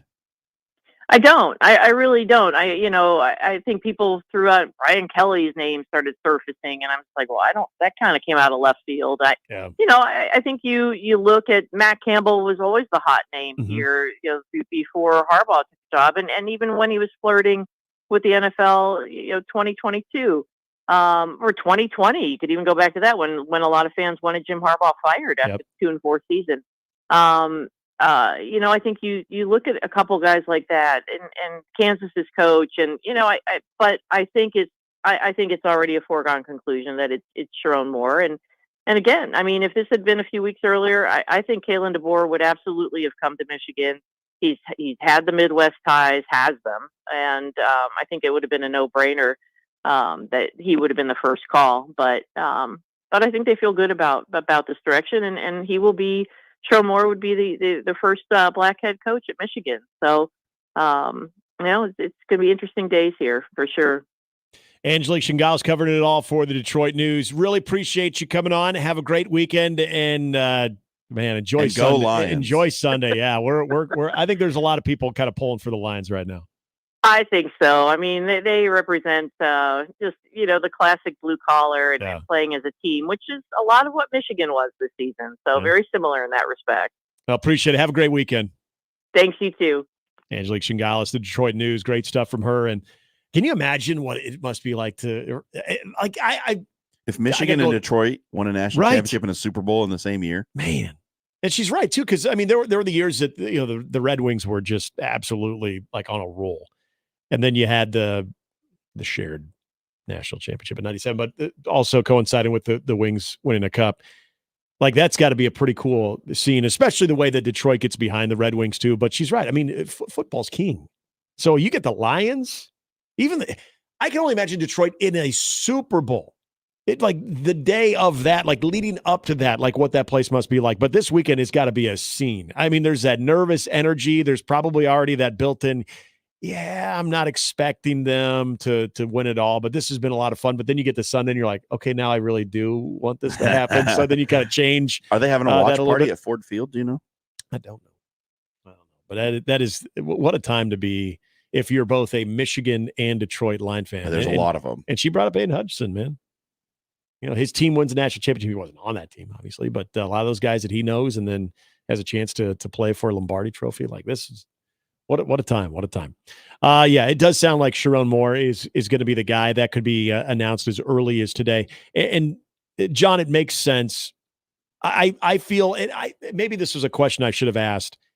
If this was a opening that took place in more of the normal, like postseason, is that search going to still land on Sharon Moore as the head coach? Or, as she mentioned some names there, Kalen DeBoer, before he gets scooped up by Alabama. And she's right. Matt Campbell, I remember that many times. 2020, in fact, I remember, it looked like Jim Harbaugh was all but toast. And then Matt Campbell was a big name there too. That's the only Lance curious Leipold part. and Chris Kleiman get brought up every time a coach gets fired. That's my only curiosity with this. I think Sharon Moore makes a lot of sense in the short term, especially given that you'll have the 30-day window for Michigan to go to the transfer portal. And those guys, the one biggest way to keep that roster intact as much as you can without taking major hits is by having the continuity on the coaching staff. But as far as this new Big Ten and everything opening up and given what they've already lost offensively, is this going to be ultimately the right hire? Is this going to turn out 3 years from now to look back and say, boy, timing was everything, and Michigan unfortunately kind of had a gun to their head because they couldn't afford to lose their roster, so they had to go with Sharon Moore, but boy, it hasn't worked out? Or will we say, man, talk about having the guy already in place and it worked out extremely well. I don't know how this is going to go because she's right. He's got head coaching experience, but that is on barely game day. Right. So his head coaching experience amounts to being the head coach in name only. Mm-hmm. Jim Harbaugh is still doing all the prep. It's his staff. He's the one directing traffic. And now you have the point that she made about him being, really untested. And you don't really know which direction. You don't typically see a guy taking a job at Michigan that is untested. No, has never been a head coach before. Yeah. Again, it makes sense. And I think this is the direction they have to go. But timing is everything. So, I mean, the big question is, how good a head coach is Sharon Moore? And we're going to find out in relatively short order. Mm-hmm. Because with a Big Ten that is he's going to be much more demanding directly into the fire immediately. And it's sink or swim because look, coming off a national title, that fan base is going to be very quick. If it looks like it's going south, there's going to be no grace period. Angelique was saying that she thinks that there needs to be one. I don't think there will be. There absolutely is going to be a quick reaction. If the team is not playing well, they're going to be calling for a new coach immediately. And it doesn't help that Ohio State has done just about everything you need to do in the offseason to say, yeah, we maybe have the best team in the Big Ten. Except Kyle McCord. But you think they should have kept Kyle McCord? I don't think they should have got Will Howard. Oh, well. They've also got now not one, but two 5-star freshmen. Insane and Aaron Nolan. So I get it, man. But you didn't bring Will Howard in to be a backup. Yeah. And I don't think he's an upgrade. I've said it too many times now. I don't think he's an upgrade. They're pretty dynamic in a lot of other areas around him. So even Will Howard might really have have a good time in that playground. But we'll see. We'll see. When we return, we're still going to be talking to Brian Edwards before we get out of here, get his weekend's best plays. But a couple of thoughts on college hoops this weekend that we'll get into here on 1620 The Zone. Gary Sharp, Nick Handley, and Jimmy Chavez. Mornings with Sharp and Handley. Weekdays 6 to 10. On 1620 The Zone and 1620thezone.com. Previously on The Crossover. So we're going to treat weather like sports. Why don't we have gambling on the weather? Great idea. Why are our friends at FanDuel not setting an over-under on the temperature, and we're like weighted with bating breath all day if it's going to get up to Over-under like on temperatures is a great idea. Plus 350 for an anytime snowstorm. A same-day parlay. Are we going to get both grapple and snow today? Mornings with Sharp and Handley. The Connor Happer Show. Unsportsmanlike conduct. 6A to 6P. 1620. The Zone. Your Omaha area forecast from the Godfather's Pizza Weather Center and KETV News Watch 7 on 1620 The Zone. Another damp and foggy morning Thursday with a dense fog advisory remaining in effect till noon. Still got to watch out for isolated slick spots during the morning drive. Better visibility in the afternoon with any spotty showers mainly east of the metro. Cloudy and cool with highs in the mid-30s. I'm meteorologist Sean Everson from KETV News Watch 7. If you're hiring, it can feel like you're trying to find a needle in a haystack. You can hope the right person comes along, or you can just use ZipRecruiter. And now you can try it for free at ZipRecruiter.com/radio. In fact, ZipRecruiter has helped a lot of business owners find their needle in a haystack, like Marco, president of operations at Telly Tires and Auto Centers. Because Telly Tires has grown a lot in the last few years, Marco needed to hire everyone from a receptionist to a store manager to a head mechanic. ZipRecruiter helps me find all the right people, even the most difficult jobs to fill. ZipRecruiter helps me keep my business running. Take it from Marco and millions of other businesses who've used ZipRecruiter. ZipRecruiter can help you find the needle in the haystack. See why 4 out of 5 employers who post a job on ZipRecruiter get a quality candidate within the first day. And right now, you can try ZipRecruiter for free. That's right, free at ZipRecruiter.com/radio. That's ZipRecruiter.com/RADIO. ZipRecruiter.com/radio. ZipRecruiter, the smartest way to hire. Betting on your favorite sporting events just got a whole lot easier.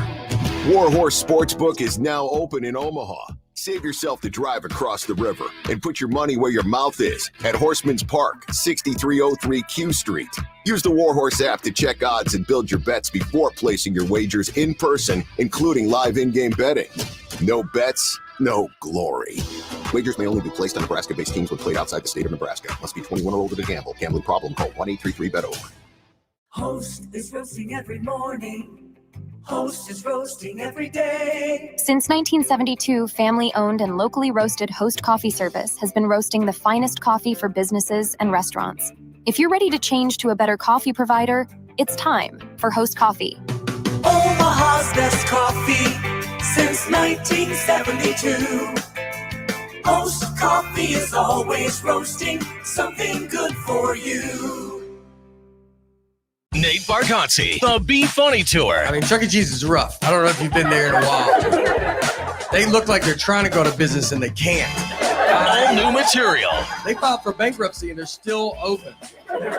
They call Blockbuster and they're like, how do you get out? We want out. Nate Bargatze, Saturday, June 29th, CHI Health Center. Tickets available at Ticketmaster.com. Produced by Outback Presents. Don't miss Nate Bargatze, the Be Funny Tour. Equitable Bank. We take banking personally.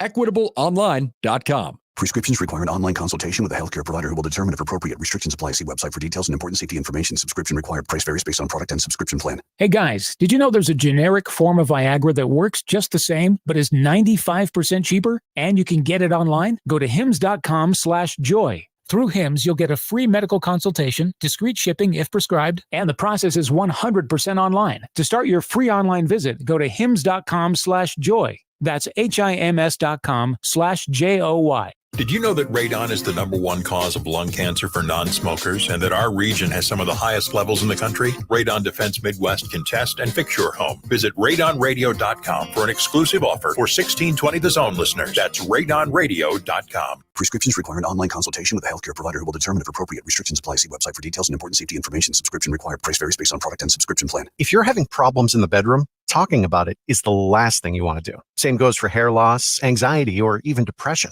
That's where Hims comes in. Through Hims, you don't have to talk about it. You can do something about it. Just go to hims.com/start, where you can find a variety of potential solutions for the problems men face every day and save up to 95% on generic alternatives. The entire process is 100% online, making it incredibly simple, straightforward, and above all, private. If prescribed, treatments made using clinically proven ingredients are shipped directly to your door in low-key packaging. So if you're experiencing ED, hair loss, anxiety, or problems with your general health, you don't have to go to the doctor, the pharmacy, or spend all day talking about it. Just go to hims.com/start and do something about it. Get started today at hims.com/start. That's HIMS.com/START. Now back to mornings with Sharp and Handley on 1620 The Zone.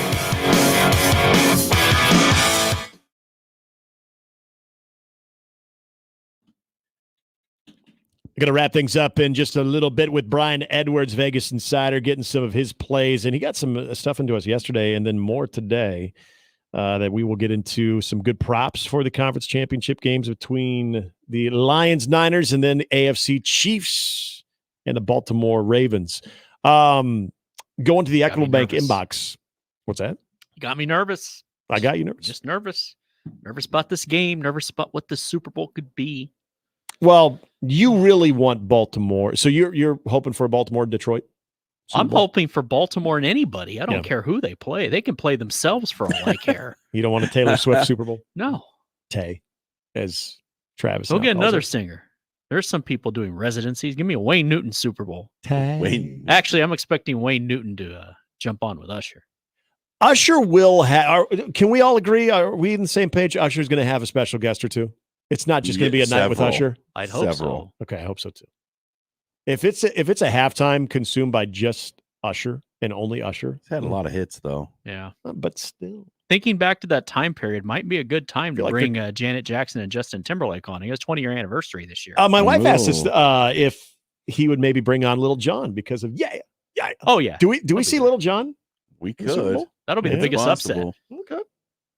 Now we're talking. But what about the East Side Boys? Did they get to come too? Oh, I hope so. You got to. I mean, I think the possibilities are endless for this one. It just cannot be exclusively Usher. Waiting for Jim Nance to say 369. Romo just jump in. Oh, Romo get by. Yeah. Is Luda to the window, Jim? To the window.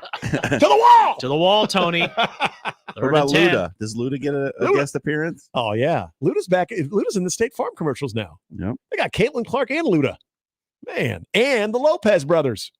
Mario. I don't know. Mario's. Does Mario have an older or younger brother? I don't know. Doesn't matter. He doesn't age. Yeah. Old Brooke and Robin. Picture he and Zach the other day. Zach, he looks good, but he looks like he's aged normally. Yeah. Just fine. Lopez is not. Mario looks as good as he did in 1989. I think he's been he doesn't age. He gets younger. He's been like cryogenically like frozen because every time you see him, he looks like Slater. He just put it on pause for 15 years. Yeah, that's what he did. Seriously, everybody else has aged. He had the timeout, and they just got him out of the timeout. Everybody's aged on that show, including Screech, who's aged out of life. Oh, dude. But Slater looks the best out of all of them. He does. Belding's been here. Well, I know Gary's telling a story when Belding was in Florida. Belding was in Omaha not that long ago for an Omaha Storm Chasers game too. And nice. Let's just say that Taco Bell story that Gary talked about. I believe it. Mm-hmm. TL3 in the Equitable Bank inbox. He was referring to some of the stuff we were talking about yesterday, but the bottom part of his email. He says, Skird Ball will tank, so please enjoy your January win this year while Skird Ball. The team in Lincoln misses out on the tournament yet. I think I need to clarify. I in no way believe that Nebraska is going to get a 5 seed. They were hypotheticals. I know what you were saying. That was like an extreme best case ultimate scenario. It's not going to happen. The fantasy of all fantasies. But it's like if Nebraska somehow wins out, they would be in the range of a 5 seed. They won't. It won't happen. Yeah. Charles on the stream. I just saw that. But when we're talking about a ceiling, that's a ceiling, right? Yes. Yeah. I mean, I'm just talking about a realistic ceiling. I don't think it's realistic that Nebraska runs the table in February. I don't either. So maybe I should have specified realistic ceiling. But yes, Charles on the conversation about Saved by the Bell characters. Touche. He's right. Tiffany Thiessen, She just Tiffany Amber celebrated her birthday Thiessen the looks other the best now. Come on. She turned 50 years Charles young. is. She looks fantastic. I had the Tiffany Thiessen from Tiger Beat magazine up on my wall. When I did. When she was this Saved by the Bell college years? No. Okay. This was in like 6th, 7th grade. Good call. When the girls in my class had the Tiger Beat magazines. Yeah. With and they would ask Taylor you like, Thomas. do you want any pictures out of Tiger Beat this month? Like, is there any Tiffany Thiessen? Yeah. Well, so the thing we Take a talked random about picture. is Can I take that camel ad? remember how both Jesse Can I get Spano, the subscription card, Elizabeth Berkley, Jesse Spano, and Tiffany Amber Thiessen, Kelly Kapowski were casted beyond that. It was always Elizabeth Berkley was kind of like the freak, right? Yep. But That's Kyle McClanahan. Do we forget son-in-law? Oh, yes. Tiffany Amber Thiessen was kind of Nugs. yeah. Yep, baby fresh Good pull, nugs. Nick. Yeah, she was not. I mean, she was Also, kind of. keep a hand over your beer. You never She know when was, some she was obese getting guys she can put was pills getting in. with the guy that already had the girlfriend, so she was playing fair Well, either. she was being used Well, she was. That's true. to try and break up the happy home Yeah. That's true. between Kroll and Crawl. Crap. Crawl. Crotch. Crawl. Can I please Polly Whittlewood with you? And then they dumped her in the barn. Yeah, they did. Yeah, that was kind of dark, actually. Now that I think of it, Not nice. It didn't Then he age had- well. he had- Sublime had a song about something similar. He had Coach Riley from the Mighty Ducks. Yes. Yeah. Who's a good guy? He was, and Ferris Bueller's mom. Oh, yeah. Damn, Nick, you're on a roll. Thanks, guys. Hey, we've only got 20 more minutes. Can I make it to the finish line without coffee today? I think you're going to. Maybe I need to lay off the coffee more. Start having all these polls here. Well, I can go toe-to-toe movies all day. Yeah. But no, I Charles, believe it. Charles, you're right. You're right. Tiffany Amber Thiessen, I would say the best Yeah. out of the cast as far as how So in they've aged. reality, Kelly should have chose Slater. Yeah. Should've chosen Oh, Slater, they'd be a power couple. Yeah. But Bob Golick Do couldn't no stop wrong. Zach and Kelly from. I know. He could stop Earl Campbell in the Cotton Bowl in 1978, How but he great couldn't was stop that? those two. Freaking Bob Golick. Do you think Mike Golick was ever jealous of that? Then he got in his show and he made a lot of money, but he's like, Bob was a better actor. he was. And then there's Brady Hoke. And you asked me, why did I bring up Brady Hoke? Because Brady Hoke looks like he should be a Golick brother. He does. Brady Hoke is the lost Golick brother. He is. I I will 100%. forever die on that hill. They got to be related somehow. Papa Golick was getting around somewhere. You read Joe Buck's book when Jack would talk about when they travel on the roads? Yeah. Probably like that. That's what He's happened. like, keep your head down, Buck. That's not his wife. Many of them aren't. All right, Brian Edwards comes on as we wrap things up. We'll get his thoughts on not only the game, some props as well with the AFC NFC Championship game, and more with B coming up. Mornings with Sharp and Handley on 1620 The Zone and 1620thezone.com with Gary Sharp and Nick Handley. Now live on Twitch, YouTube, and 1620thezone.com. Omaha Maverick Hockey is the hottest ticket in town and is fifth in the country in attendance. NCHC play is heating up as Minnesota Duluth, Colorado College, and North Dakota enter the intimidating confines of Baxter Arena. Also, Maverick men's basketball is in fourth place in the Summit League and making a run at the league title as they take on second place St. Thomas and first place South Dakota State. Let's pack the Baxter. Get your tickets now by calling the box office at 402-554-MAVS or at omavs.com/tigs. You can find pizza anywhere. But when you want pizza pie piled high with more toppings, that's when you come to my place, Godfather's Pizza. For a limited time, get your hands on 2 of my large one-topping pizzas. Pick pepperoni, beef, black olives, you choose. All this food for only $30. Feed your whole mob without breaking the bank. Hey, it's an offer you can't refuse. Godfather's Pizza. Do it. Prescriptions require an online consultation with a healthcare provider who will determine if appropriate. Restrictions apply. See website for details and important safety information. Subscription required. Price varies based on product and subscription plan. If you're having problems in the bedroom, talking about it is the last thing you want to do. Same goes for hair loss, anxiety, or even depression. That's where HIMS comes in. Through HIMS, you don't have to talk about it. You can do something about it. Just go to hims.com/start, where you can find a variety of potential solutions for the problems men face every day and save up to 95% on generic alternatives. The entire process is 100% online, making it incredibly simple, straightforward, and above all, private. If prescribed, treatments made using clinically proven ingredients are shipped directly to your door in low-key packaging. So if you're experiencing ED, hair loss, anxiety, or problems with your general health, you don't have to go to the doctor, the pharmacy, or spend all day talking about it. Just go to hims.com/start and do something about it. Get started today at hims.com/start. That's HIMS.com/START. Hey folks, Kent Pavelka again to tell you about your local concrete experts at Everlevel Concrete Repair. Now, if you have cracked, uneven concrete, Everlevel can fix it at a fraction of the cost compared to replacement. This is no Band-Aid. Their products are built to last. It gives your concrete the durable protection it needs, and there's still time. I chose Everlevel for my driveway, and I've got peace of mind with their long-term transferable warranty. Everlevel's products and customer service are top-notch, and that's why they've been voted Best of Omaha again this year. Say it with me. Everlevel, Everlevel, Everlevel. The world's largest sports book in Las Vegas is available right at your fingertips in Iowa. The Circa Sports Iowa app is sports betting the way it should be. Bet anywhere in Iowa and experience high betting limits, tight money line splits, and exceptional customer service.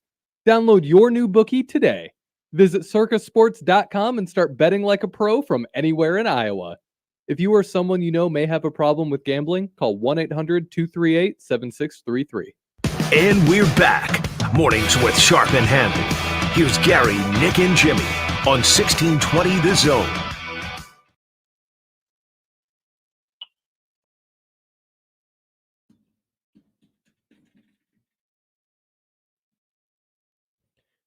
It's B, Brian Edwards, Vegas insider, joining us on a conference championship week as we get ready to find out who's going to be playing in the Super Bowl. What up, B? How are you?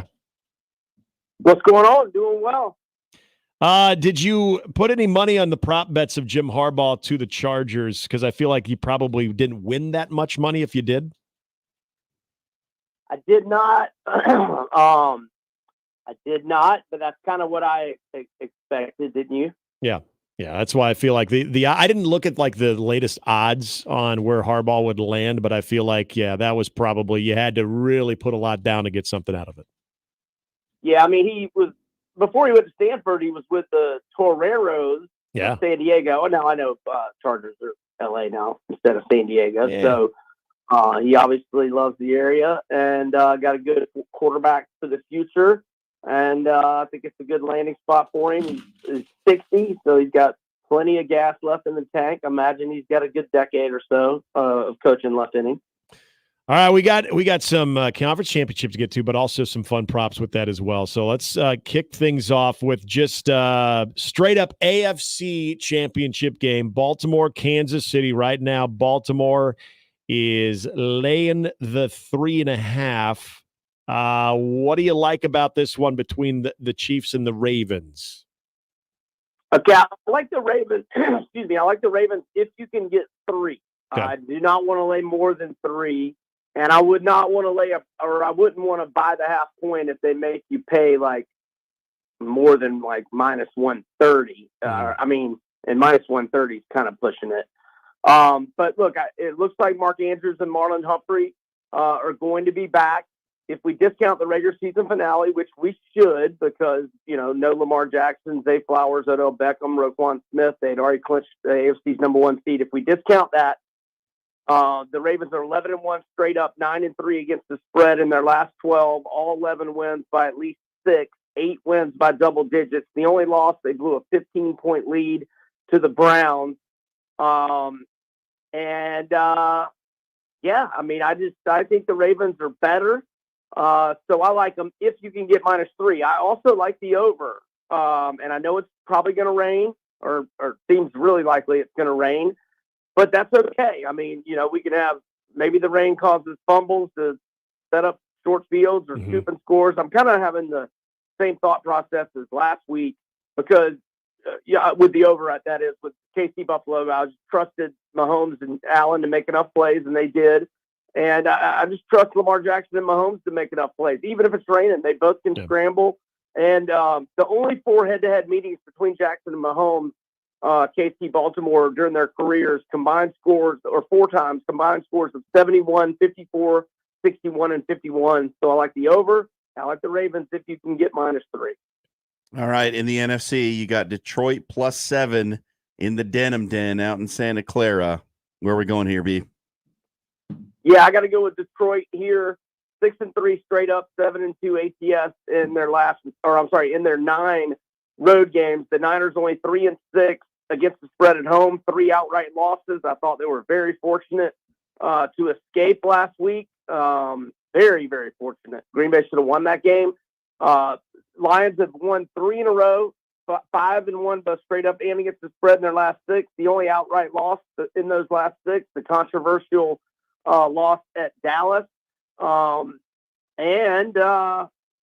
think we got the quarterback advantage too. Jared Goff, last 9 games, 17-4 TDI-T ratio. I don't think Purdy has played his best football here of late. And Deebo Samuel, we'll know more information in the next 48 hours. But if he can't go or is way less than 100%, I'll point out that San Fran, in the 2 games he missed in the regular season, they went 0-2, both straight up and ATS. All right, let's get into some props on this one, too. And I'm right here with you on the Lamar Jackson. In fact, I was looking at the one of 63.5 rushing yards. Like the over, do you? Yes, I do. Now, I concede he only has gone over that in 4 of 17 games this year. But, September, October, November, quarterbacks are trying to stay healthy for the long haul. This is like the NCAA basketball tournament, one-and-done scenario, do or die.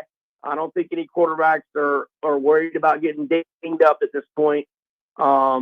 Maybe the rain even helps us with the rushing yards prop because, getting out of the pocket, probably more likely to run than stay alive in the pocket and look for a throw. So, and he had 100 yards rushing last week as well. But look, on these props, it's small change. My main investment are, the 3 picks I gave you, sides in total. Let's talk hypotheticals. At the start of the playoffs, I predicted, thank you very much, that it would be the Ravens and the Lions in the Super Bowl. Do you have a hypothetical line for us, and where's the play? So, yeah, we have all 4 hypothetical lines. Now, really only one interests me in terms of, would I play it right now? That would be, I would take the Ravens +1.5 to San Fran. And that that total is 47.5 at FanDuel. The other 3 I wouldn't touch right now. Ravens are -4.5 to the Lions, total of 49. And the Niners are -3 to the Chiefs, only -102 juice, 47.5 point total. And Chiefs are -3.5 to the Lions, 50.5 point total. All right. Before we wrap things up, NBA, I know maybe we're keeping an eye on the Wolves-Brooklyn game with a caveat, right? Yeah, with a caveat. So the T-Wolves are -4 at Brooklyn tonight, but the T-Wolves played at the Wizards last night.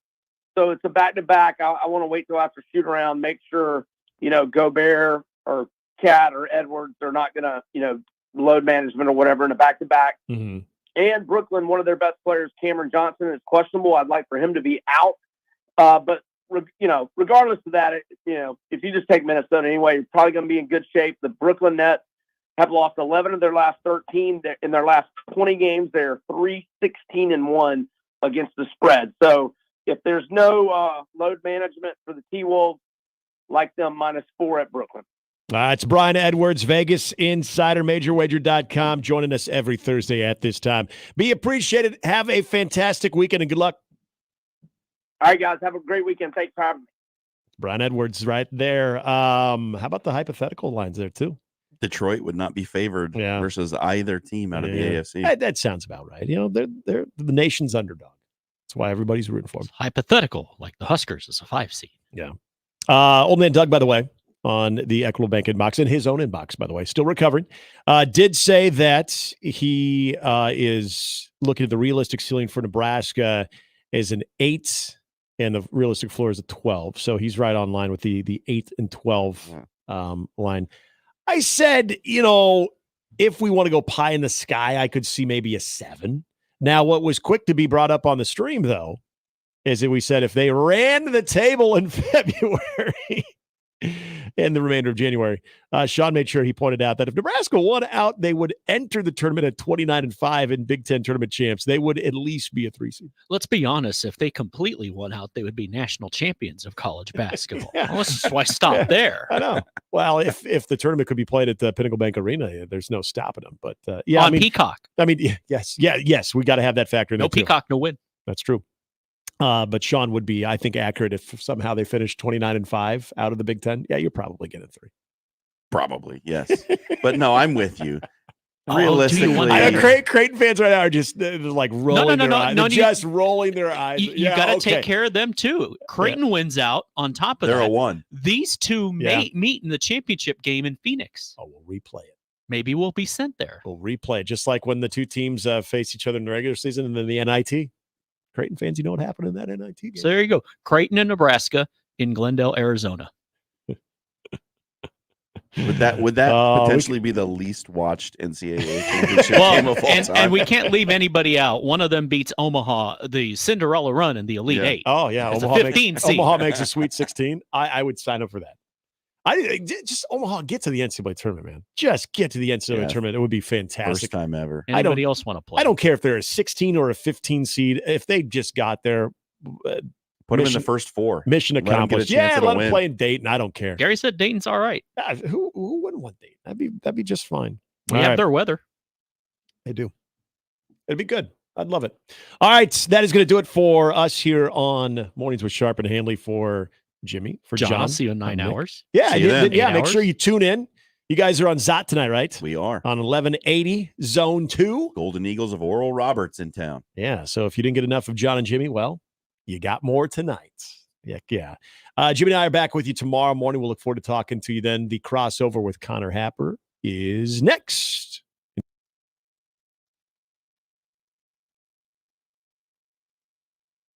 Live